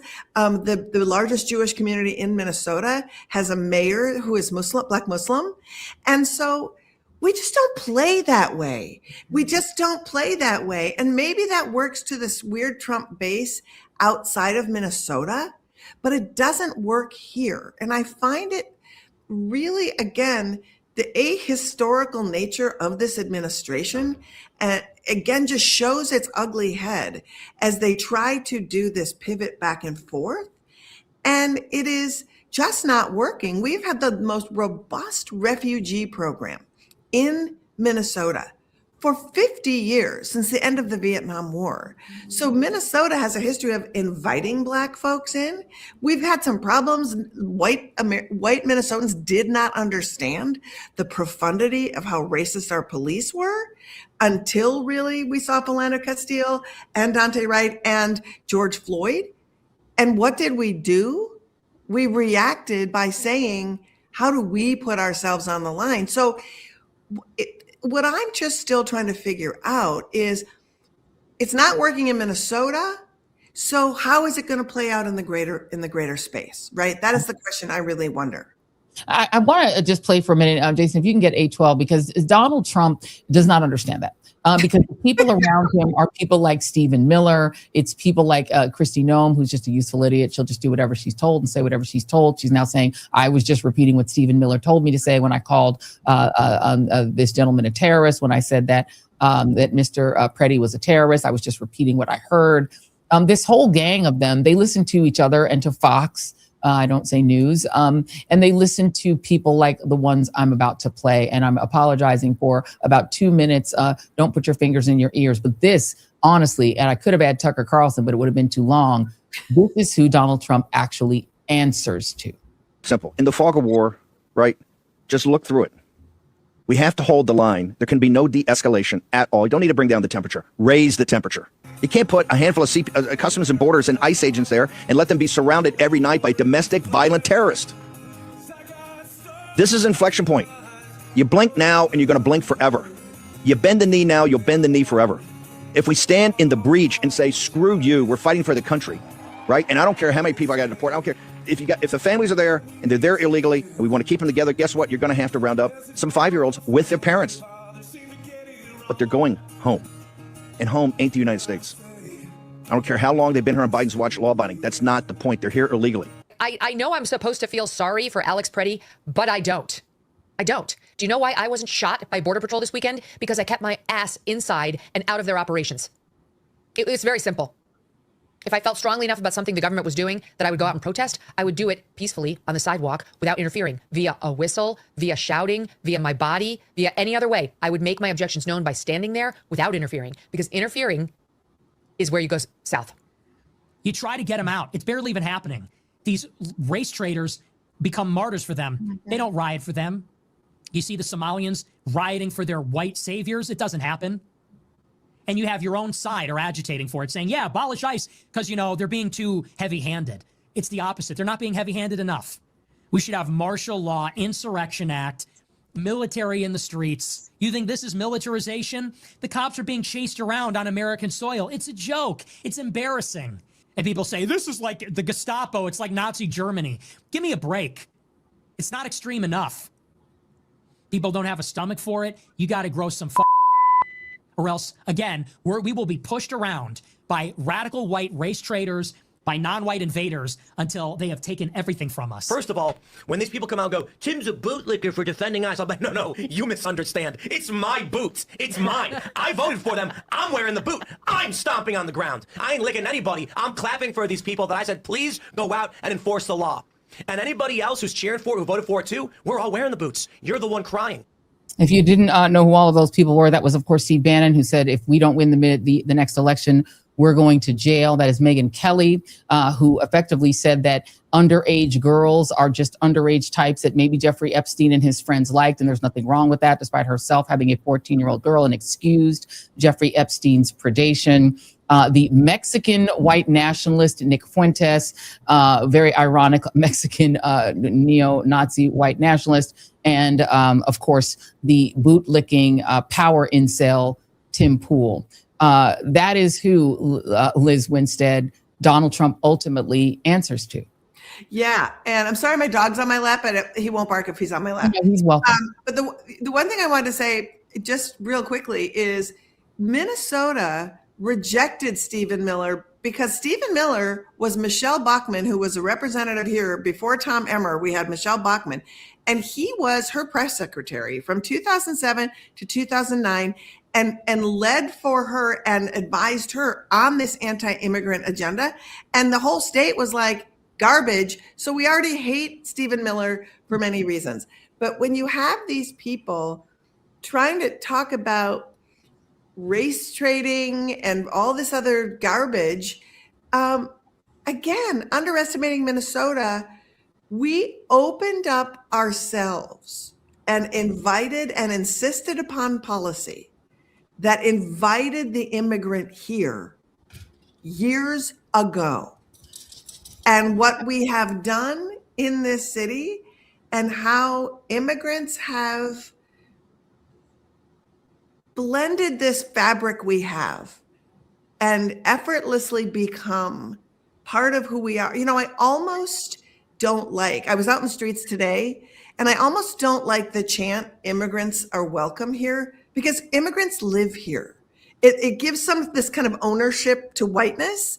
And I kind of cringe a little bit at that chant where it's like, this is the home to immigrants. We protect you because you live here. Like that's so is all of America. So is all of America. And I want to give you the last word. I know we're going to lose you very quickly, Nana, because while they're doing all that, and while that crowd is barking at Donald Trump and he's barking back, they're ostentatiously recruiting a different immigrant, Nicki Minaj. We originally had you on to try to talk about Nicki Minaj's latest tomfoolery, tomfoolery being the main part of it. But they ostentatiously want at least one or two Black house pets in the house.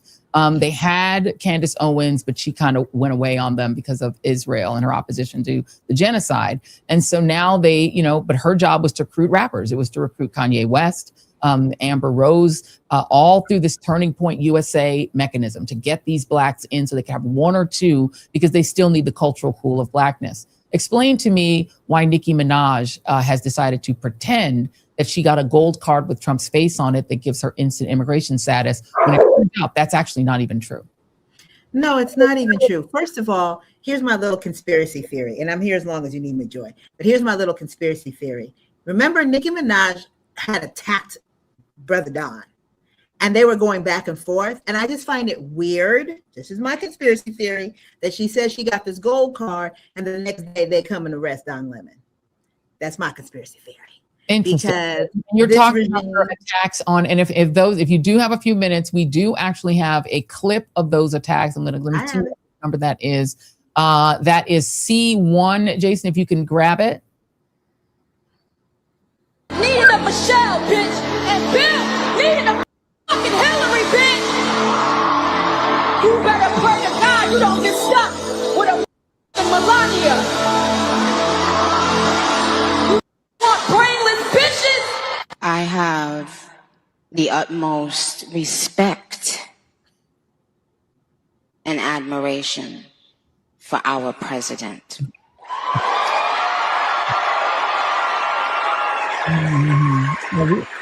He has, I don't know if he even knows this, but he's given so many people hope that there's a chance.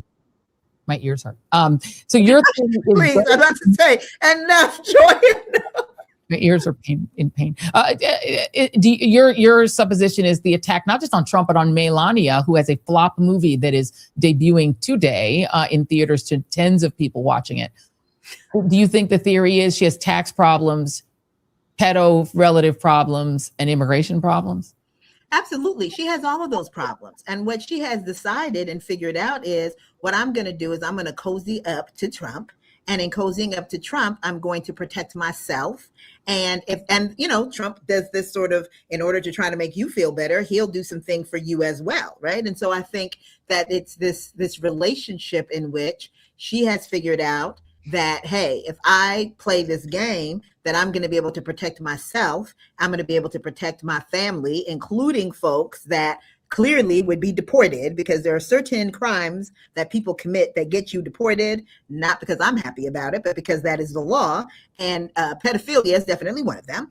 And so I think that she's decided that that's where she's going to go. I mean, I think it's very clear. And how we know how clear it is that in 2018, this is the same person who was posting about how she came here as 5, how she was undocumented. She posted a picture of the inside of a detention prison looking like a horrible detention prison, and said how she felt so terribly for children whose parents had been taken away, and she could not imagine what that felt like. And literally in her post, begging people to imagine to themselves what it must feel like for a child that was the age she was when she got to this country, 5 years old, to have your parents taken away. Between 2018 and now, she has completely flipped. Now she's down with the crown. She's ready to get rid of people, to separate not just Liam, but all these other Black immigrants from this country. I want to point out that Trinidad has some of the highest rates proportionally of people who are deported from this country. And so she has, reason to be afraid and wanting to cozy up. And I think that it's really important that we point out at all times that when we see people like Nicki Minaj stepping up to go along with this anti-Black, racist, authoritarian actions that this administration is engaged in, that what they're really contributing to is the development of a taxpayer-funded, domestic, authoritarian, racist army, which is what he's looking for, a federales under his control that will cage, survey, and disappear us all. And so, we've got to push back in a strong kind of way. And we've got to make sure that we're not letting Nicki Minaj get away because we like her music. Like, that's not going to work anymore. Yeah. And I'm sure it's completely coincidental that Donald Trump is an alleged sex pest like her husband and brother. Completely coincidental to her support, I'm sure. One last question before I let you go, Liz. Earlier in the day, you really beautifully explained this law that is being used to attack Don Lemon that was originally passed in order to prevent right-wing Christian nationalists from attacking abortion clinics. Mm-hmm. Could, for those who were not on the live earlier, please explain that law. Absolutely. So the law that we're talking about is called the FACE Act, which stands for Freedom to Access Clinic Entrances. And it was passed in 1994. Bill Clinton signed it into law. Oddly enough, Chuck Schumer was the author when he was in Congress. I think that's the last time he actually did something we're really excited about. But so the purpose of this law was, back in the day, in the late 80s into the early 90s, clinics that provided abortion care were being firebombed, doctors were being killed, patients were being harassed, and it was happening constantly. They were attacking themselves, they were chaining themselves to the entrances of clinics, they were chaining themselves within the clinics, and they were blocking people from getting out, getting in, and getting care. So Congress decided they wanted to pass this law with hefty fines, 10 years, up to 10 years in prison, hundreds of thousands of dollars in fines, so that they couldn't do it.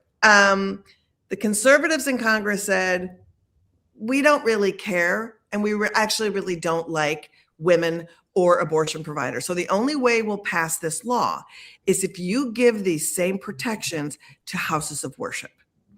And so houses of worship now have this same law. And as we've had some success prosecuting, my organization, Abortion Access Front, bears witness, which is why I'm so comfortable in the streets, is that for 10 years, we've been bearing witness at clinics, gathering data, gathering information. And those 23 people that were actually convicted in 2024, a lot of that was the footage and the information that we provided. Trump pardoned all those people right after he did J6. He did these people. And now Chip Roy and Mike Lee with Pam Bondi are trying to strip out the abortion protections and leave in the church protections. And so what they did was, when they brought in Georgia and they brought in Don, they said that they were violating the FACE Act. Now, here's something that's interesting that we didn't talk about earlier, Joy, and that is some of the anti-abortion folks who got off or did not get convicted for FACE said that FACE only can be used if you're outside the clinic or blocking a door. And they said, we were in the clinic, but we weren't blocking anyone's access, so you can't confront us with that. Mm-hmm. And so I'm wondering, with Georgia and with Don, nobody there was blocking anybody's access to get in or out. They were in a church covering it as journalists, and even the other protesters weren't blocking anybody's access to in or out. So I find that really interesting. So that's where we're at with the FACE Act. And it's something that's just been this little known law that's been kind of hanging out over here that we're going to be hearing more about. But just know that 33 years ago, because we kowtowed to, right-wing extremists then, Pam Bondi is now taking her goon squad and trying to prosecute journalists for covering protests just because they are in a church. They're also attempting to use, Nana, the KKK Act to enhance these alleged crimes. Again, an ironic use of an act that was originally designed to protect newly freed African Americans, Black folks, from the Klan. But Harmeet Dillon did an interview today on a right-wing podcast in which she explained how they would attempt to enhance these crimes, alleged crimes against this multiple set of African Americans, of Black folks, with that. I want to let you get a final word on that. Yeah, I mean, this is what this administration and this regime, I hate to call it administration because it's really a regime, Joy. This is what this regime continues to do. It continues to take what is used for Black people, what our folks, blood, sweat, and tears, mainly Black American, but also, of course, Black immigrants such as Kwame Ture and others, right, bled for, to be able to have. And they take things that were used in the time of Reconstruction to be able to give people the opportunity, Black people, the opportunity that Black people deserve to be able to build the world that we needed to have. They take that and then they use it against it in like this cruel joke. It's a mockery. They're literally making mockery of the blood, sweat, tears that we have shed in order to get to the places that we have got to, that they consider to be too far. It's too far for them. And so they're using that and thinking that it's humorous that they're using it as a sword against us. It's really important that as we're dealing these cases, because there's a lot of attorneys that are talking about democracy, which is important, very important, but this is not just democracy.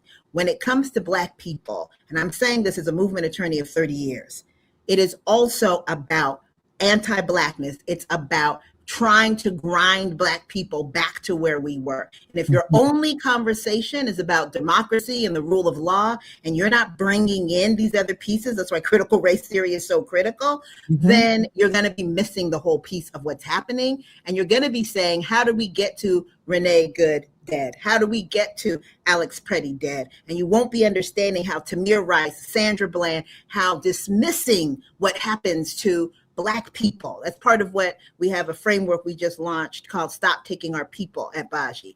And part of that is a warning. It's an invitation, but it's also a warning. If you continue to dismiss what happens to Black people and anti-Blackness, and you will be surprised when you look up and it takes us all out. Indeed. Very beautifully said. Nana Gyamphi, thank you very much, from Instabaji on Instagram. It's so easy to follow her that way. And Lizz Winstead from the Abortion Access Front. It's aaf.org, I am presuming, but correct me if I'm wrong. It is aafront.org. AA Front. Look at that. See, you got to make sure that we get it right. We don't want to You're doing great. The wrong website.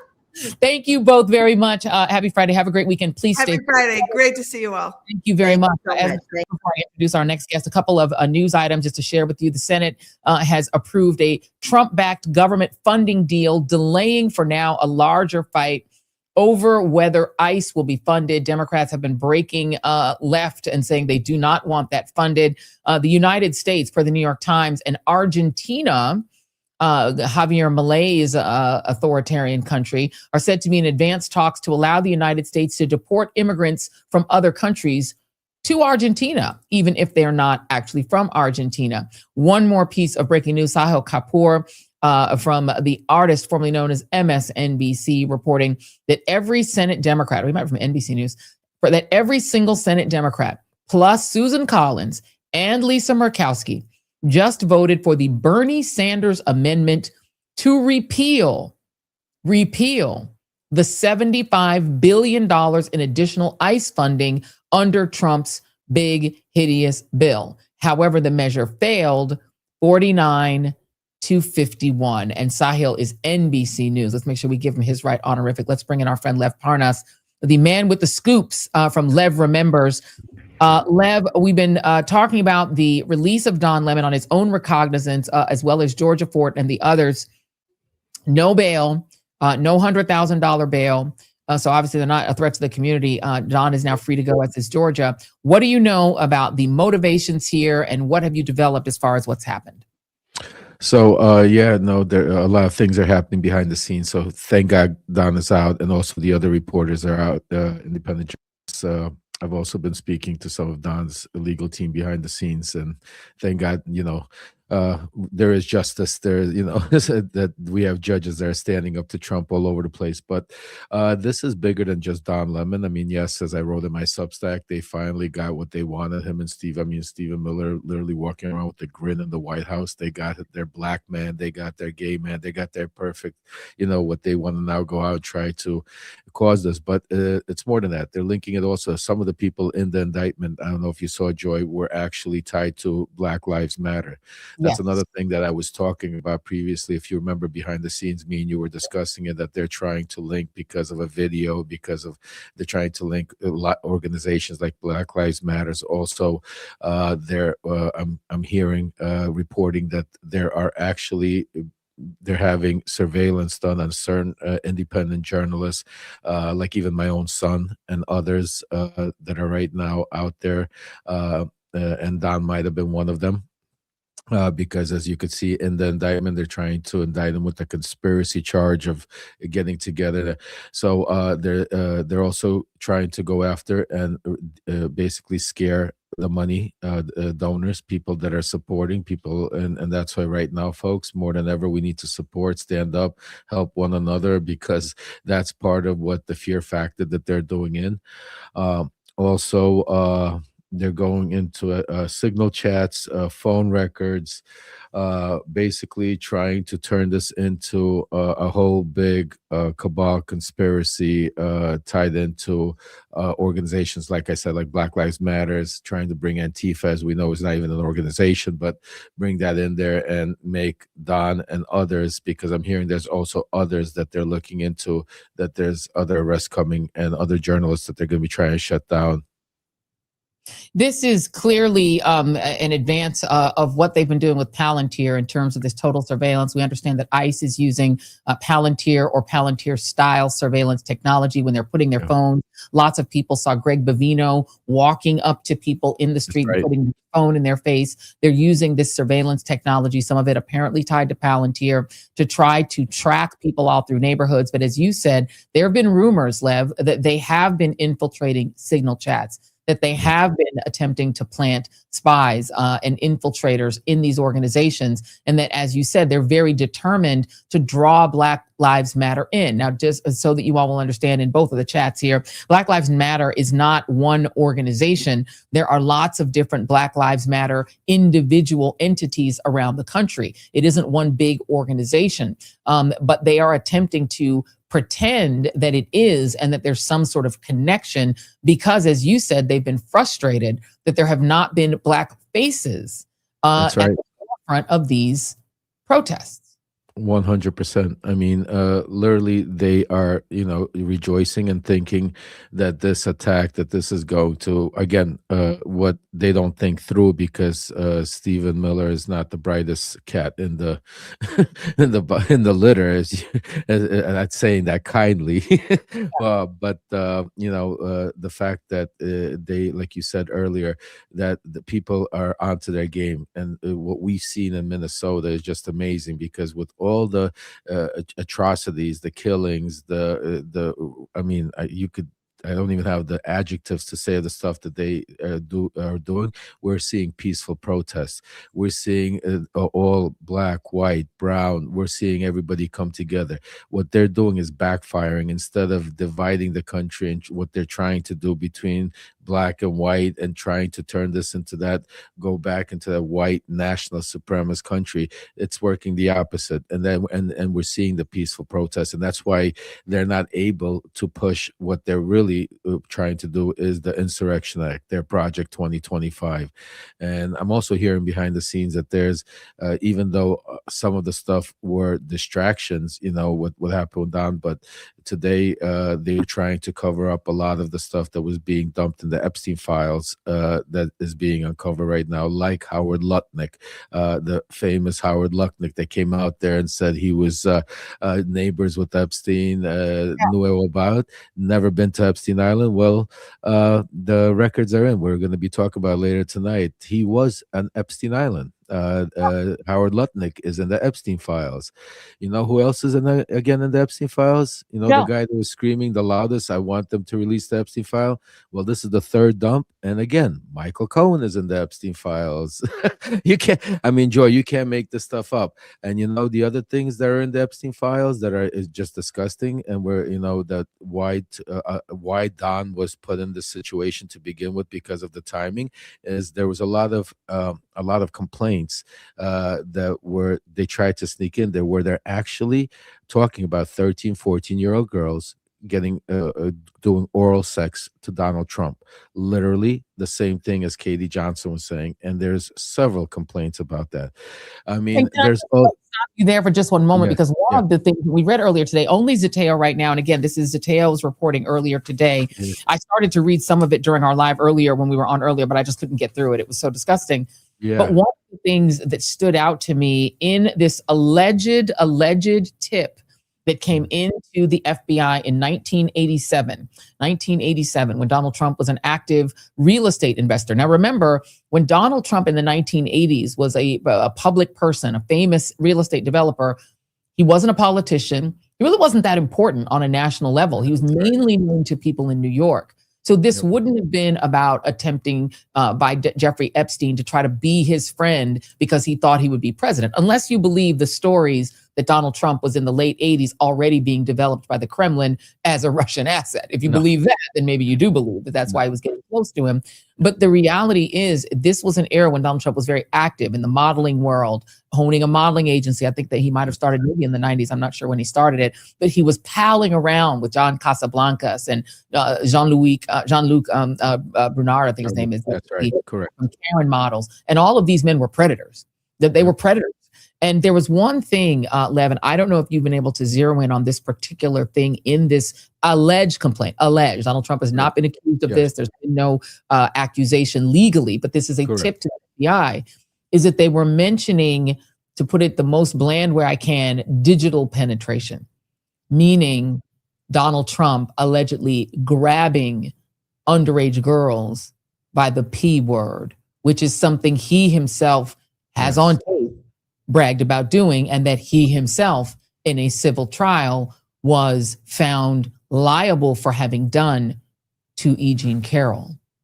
I mean, that's 100% you hear that. Again, this is all alleged but we don't know the way they dumped it. That's another thing. We don't know if this has been investigated. We don't know what transpired with these complaints. This is why I call it a dump, because they basically dumped this on us without actually, okay, so what happened with that complaint? Did you follow up on it? Did you see it? We don't know where's the other dump. And that's why we're seeing lots of things there. Another thing we saw in there was Elon Musk again showing up, making plans. Again, we don't know if he actually was at the island, but again, we see messages of him talking about him going to the island.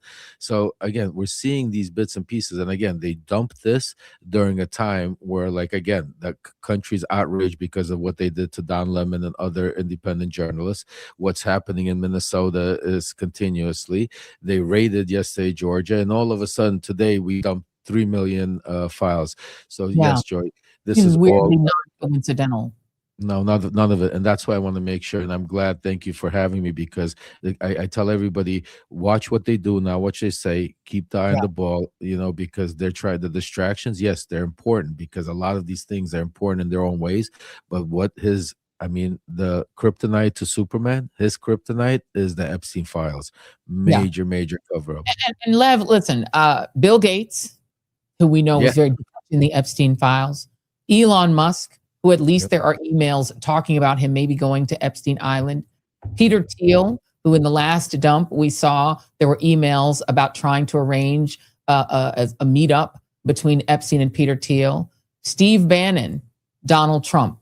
You start to look at a very small nexus of men who, at minimum, like Alan Dershowitz, but he was his lawyer, had some form of a relationship with Jeffrey Epstein, at least knew him well enough that they are appearing more than once in these files. Your average person is not appearing in these files, but these all happen to be billionaires or billionaire adjacent people. Donald Trump now a billionaire because of crypto, but they are people who want a certain number of the same things: absolute power and to be an elite through a techno-feudalist system in which they would have total surveillance over the United States and everyone in it. They would have Palantir that would be able to read your phone even when your phone is off, watch you through your smart TV even when your smart TV is off, and do pre-crime. In other words, try to determine whether you might commit a crime in the future or whether you might protest in the future, laying everyone out like Minority Report, so that you'd have total control over every single person in the United States. Last thing I'll add, you've now had Doge go into the federal government and get for potentially Grok, potentially OpenAI, potentially Peter Thiel, potentially Palantir, potentially whoever, access to every single American social security records, immigration records, birth records, you name it. They now have that which they can sweep up into their AI systems in order to enhance and improve their total surveillance. When you start to look at it that way, you don't sound as much like a conspiracy theorist as you sound like a realist who says this cabal is suppressing the Epstein files because it is the roadmap to what they want to do to us and how they want to do it and what Jeffrey Epstein's role was in it. 100%, Joy, and that's why I keep saying, and that's why actually, if I may, we also have a petition out there. I'll share it with you if you could share it. We have over 10,000 already signature, folks. It's a petition basically to say I'm going to meet up in Congress the February 12th with Congressman Raskin and Congressman Ro Khanna. We have over 10,000, and it's a petition to say, listen, yes, they're going to release the Epstein files, but in the meantime, we could walk and chew gum. We already know that certain people are in the Epstein files: Steve Bannon, Michael Cohen, the Clintons, you name it. What's it called? Peter Thiel, what's his name? What's his name? Michael Wolff. Elon Musk. I mean, these people need to get subpoenaed right now. Why are we waiting for it? Let's start questioning. Let's get out there. We don't. Y'all like Bill Clinton's and the Epstein. Bill Clinton said, good, subpoena me. Yeah, exactly. Subpoena, that's what I'm saying. Subpoena everybody, not just Bill Clinton. Let's go. Let's get the list. We have a list. Sign the petition, folks, and let's go. We don't have to wait until everything is released. We don't know what is going to. They're scrubbing. They're lying. They're trying to cover. Right now, we have some really incredible stuff. I mean, we know Michael Cohen's all over it. We know Michael Wolff is all over it. Steve Bannon is all over it. We know Elon Musk is all over it. I mean, what else do we need? Let's go. Let's get going. I want to know who Bubba is. You know, Mark Epstein and Jeffrey Epstein texting about whether or not Putin has the tapes of Trump, quote unquote, blowing Bubba. I want to know who Bubba is. And we don't know if it's absolutely. Last question before I let you go. You talked about it earlier on the live, because this seems to be one of the things that Donald Trump really fears the most. This I'm holding in my hands from the previous Epstein dump. This complaint, Jane Doe versus Donald Trump and Jeffrey Epstein. This is something that came up back when I first heard and met you, or knew of you at least, when I was doing my weekend show. And this disappeared real quick because we were attempting to interview whoever it was that filed this. This is Jane Doe. Who do you know, Lev, who Jane Doe is and why she filed a complaint, a lawsuit that was withdrawn ultimately, claiming she was sexually abused as a 13-year-old child by Donald Trump and Jeffrey Epstein? Again, not something he was charged with, not something that went anywhere. But do you know who Jane Doe is? Absolutely. And thank you so much for talking about this, Joy, because it's extremely important. And this is exactly what Donald Trump is scared of. Jane Doe was Katie Johnson, which is another synonym for we don't know what her real name was. She was a 13-year-old girl that was, like you said, and I'm not going to go into the graphic details, but was sexually trafficked, abused by, and had the courage to file an actual lawsuit. She filed a lawsuit and she was represented by a very powerful attorney. So it's a credible lawsuit by Attorney Bloom. And at that time, she named Epstein and Trump as sexually, raping her and all kinds of stuff. And at the time, right prior to election in around 2016, all of a sudden she disappeared. Her complaint got withdrawn.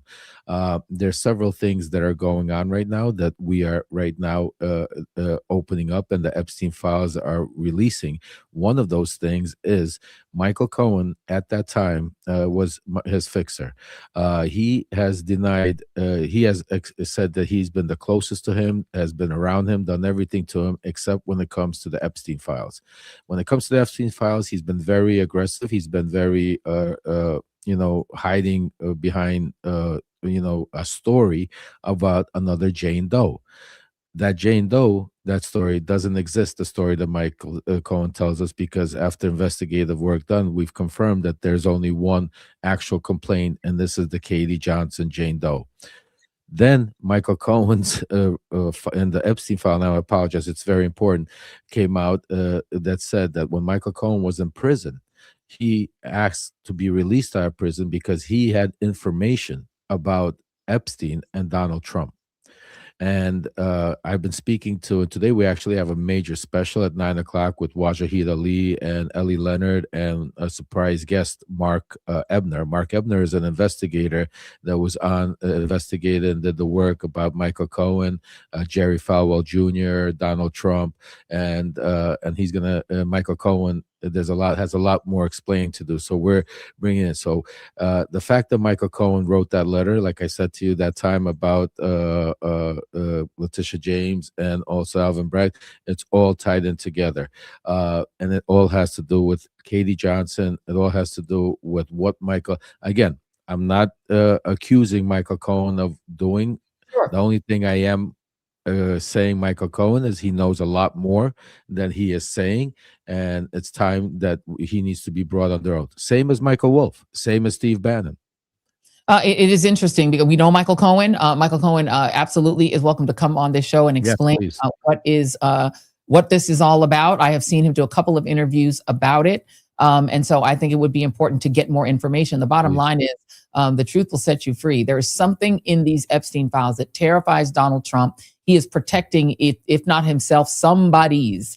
There are people being protected, and all of the things that they're doing to distract you, including arresting journalists, ostentatiously arresting journalists that Donald Trump hates, to make a spectacle, particularly a black spectacle, for the racist MAGA cult. Because again, MAGA is a racist white Christian nationalist religion, and they know that it's easy to trigger them. Find them someone black that you can wave in front of them, wave the bloody black shirt in front of them. They go crazy. It's like throwing chum to a shark. And that is what they've done with Don Lemon. They must know clearly that they have no case against him or Georgia Fort or any of the others. They know Black Lives Matter is nowhere near responsible for the almost all entirely white protests in the almost entirely white state of Minnesota. They know that because you can just take a camera or phone out and look at the protests. It's people who look like Lev, not people who look like me. And so they know that, and they're angry about it. And so they needed black people. Unfortunately, they found it in this group of protesters, very clearly Nakima Levy Armstrong, who targeted that church for a reason. And on Monday, I hope you guys will tune into this show because we are going to dig deep into that reason. I've been talking about it. I've been hinting at it. The leader of the white Christian nationalist faith in this country is in Idaho. He spawned multiple churches, including that church in Minneapolis. That is why that church was targeted. We need to talk more about that and about white Christian nationalism, the people who are building the Handmaid's Tale in America. That's what that church is about. So we're going to talk more about that on Monday. Lev, we appreciate you. Please follow Lev Remembers on Substack. Hey, Joy, where can people sign that petition? Oh yeah, please tell us, Lev. Where can we sign that petition? You know what? I'll send it to you. It's at org. I'll give you the link, and maybe you could share that link with everybody. That would be incredible. Thank you so much. Enjoy. I just want to say, God bless you. Thank you for having me, and keep speaking truth to power. We need more independent journalist voices like you, like Don, like my son. Like we need to, because that's that's who they're coming after next. This is just the beginning. So thank you, Joy. If you all don't know who Lev's son is, it's Aaron Parnas, the very popular YouTuber. We've been trying to get him, but we keep trying to ask him on Friday, and he's more religious than you because yes. Shabbat. So we're going to try to catch him on a day that's not Shabbat. But we appreciate Lev. Please let him know. We really appreciate him. And you need to go to synagogue, my friend, because you're here with me after sundown. But yes, he's a great guy. And you, Lev, I have to say to you, because you are Ukrainian, and I think it's always important that, you know, the courage of the people of Ukraine is part of what continues to inspire me and so many of us, and of the courage of the dissidents in Russia. We think about Vladimir Karamurza all the time. We think about Alexei Navalny, and they did not run or shrink from the autocracy in that country. Russia was falling into what seems to be interminable autocracy, but Alexei Navalny believed in that country, loved his country, and died for his country, as partly what he did was being a journalist, telling the truth. And the wonderful Vladimir Karamurza, every time I get nervous, I think about him and the fact that he went back to Russia and got it, right? It's incredible. So Navalny went back to and got killed. I mean, he gave up his life knowing going back he's going to go to jail. That's heroes. That's incredible. Go ahead, Joe. That is heroes. And so, no, absolutely. No. I want you to go ahead and get the last word, because this is the courage that we need. We need to look to Nelson Mandela, who went to prison 24 years in South Africa to overthrow their autocracy, which was called apartheid. We now are living in apartheid, y'all. We're living in authoritarianism and fascism. But there have been people who've stood up who are no different than us. Medgar Evers, just a regular guy, you know, with a wife, and did his thing. Anyone can be courageous if you just love the country enough to try to fight for it. Give you the last word, Lev. Thank you, Joe. 100%. I mean, remember Martin Luther King? You know, he had a dream. I mean, just simply, it's a simple thing. I mean, and the dream is unification, to unite this country. We need to stop division. We need to use this. I say, you know what, Joy? We need to use our anger. We have to put our anger, our frustration, and put it into action instead of depression, instead of falling back. And action is being loud, being strong. Keep going, protesting. Don't let them scare you, but be smart, be vigilant, because you see what they're doing. Don't give them the opportunity. And know we all need to stand together, support each other. And now's the time. Doesn't matter if you're black, white, purple, gray. Doesn't matter if you're Jewish, Christian. We all need to stand together against authoritarianism, against dictatorship, and against this rulelessness that's going on by Donald Trump, Stephen Miller, and a lot of them. And you know, Joy, I'm not proud of it, but I could tell you folks one thing. I'm not a journalist. I'm not a pundit. I was one of these people. I was part of building this mega machine in 2015, 2016. I know them all very well, not just Donald Trump, Pam Bondi, Kash Patel, you name it. I spent time with them. And I could promise you, I'll tell you one thing, Joy, to each and every one of you, I'm doing everything in my power, and I will, to make sure I take apart mega piece by piece, because we need to save our democracy, and we can't wait till 2026 midterms. We need to act now. So folks, go out there, write your congressmen, senators, sign the petition, and support independent journalism like Joy, Don Lemon, and others out there, because that's right now what we need in our country. Amen. An immigrant, a stand-up guy. How would you say the American equivalent of Slava Ukraini? How would we say that about America? Glory to Ukraine. Glory to Ukraine. Glory to but I mean, and they respond. Glory to the heroes. Yes. Okay. Glory to the heroes. We need that for the U.S. too, because look, we kind of in the same situation as Russia, buddy. Yeah, we are. I mean, there's no. I'll tell you honestly, the crazy part, Joe, you're going to be in Russia. Women could go get abortions, no problem. We're even worse than Russia right now. We're worse than Russia. That's the crazy part, because at least their dictators are trying to hide and pretend that they're nice. Our dictator doesn't care. He's right now. Just think about it. We have the country's disarray, economy's going to nothing, and he's out there tweeting about Melania the movie. I mean, they're having a premiere at the Kennedy Center while people are getting killed. People are starving. So I don't even. I mean, we'll go into it at a different time. But thanks for having me, Joy. One of our favorite guests. Thank you very much, Lev Parnas. Have a great weekend. And it is Lev Remembers. Thank you. We're going to make sure we link to Lev Remembers and to that petition. We're going to share it both here in the description on both YouTube and Substack, so everybody can get on that petition. Thank you so much. God bless you guys. God bless. Thank you very much. There it is. Immigrants get the job done, including Lev Parnas. We love that guy. He's terrific. Well, thank you all so much. We really appreciate y'all tuning in. We did a 2-a-day today, Jason. We got on 2 times. 2 times and 0 makeup. I didn't get hair and makeup for either one. Yeah, we got work done today, but do you want to do your moment of joy? Or just want to come close us up? No, I think we need to absolutely have a moment of joy. By the way, I didn't even mention it tonight, but Donald Trump is also suing the United States for $10 billion. Donald Trump and his janky sons are suing you for $10 billion. He wants the IRS to pay him because he defrauded the state of New York and had to pay a fine. So there you have it. Donald Trump hates this country so much that he's suing the United States and forcing a whack Melania movie on the country that tens of people will watch, all of them probably with the surname Trump. No one's watching that shit. I bet even Brett Ratner, who's been accused multiple times of sexual predation, weirdly enough, everyone around Trump is sexual predators. But anyway, I'm sure he'll watch it, or maybe he won't even. Let's go to the moment of joy. Our moment of joy you've probably seen already on our social media because it is celebrating a number that we've already quite surpassed. Last night at about 7:30 p.m., we reached the 400,000 subscriber milestone, which we've now cleared by another 3,000. 3,000 by behind, 4,058. By another 4,000 tonight. So we appreciate everybody. I want to throw a shout out before we go to our moment of joy. Cynthia Newland on the Substack chat. Is that Bokia D Alpha?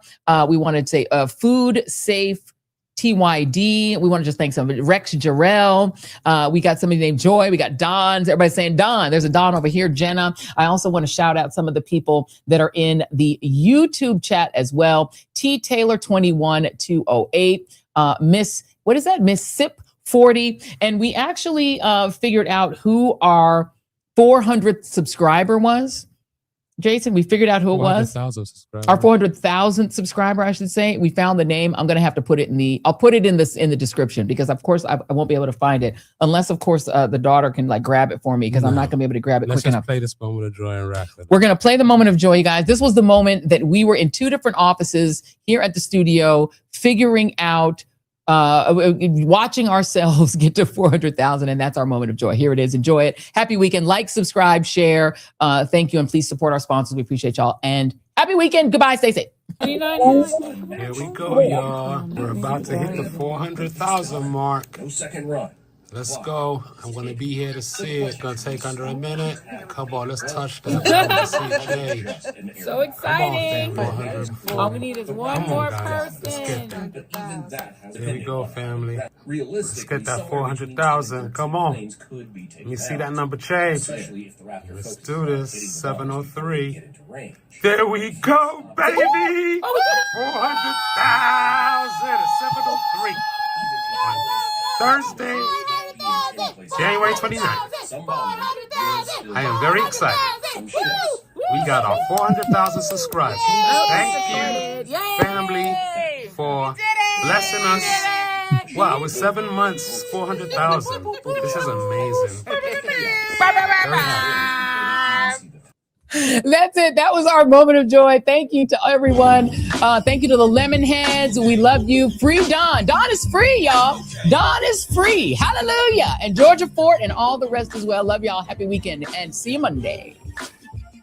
Getting back to the basics, grassroots level. Let me dig a little deeper with the shovel. Plenty can't tell the forest from the trees, and I'm hard to detect, like a black hole in the dark. Injustice anywhere, it's a threat to justice everywhere. Let me make this clear, I got a bone to pick, and I'll never fear the threat of poverty. They don't want to talk about it, they rather party, so I'm a real talk about it, for sure.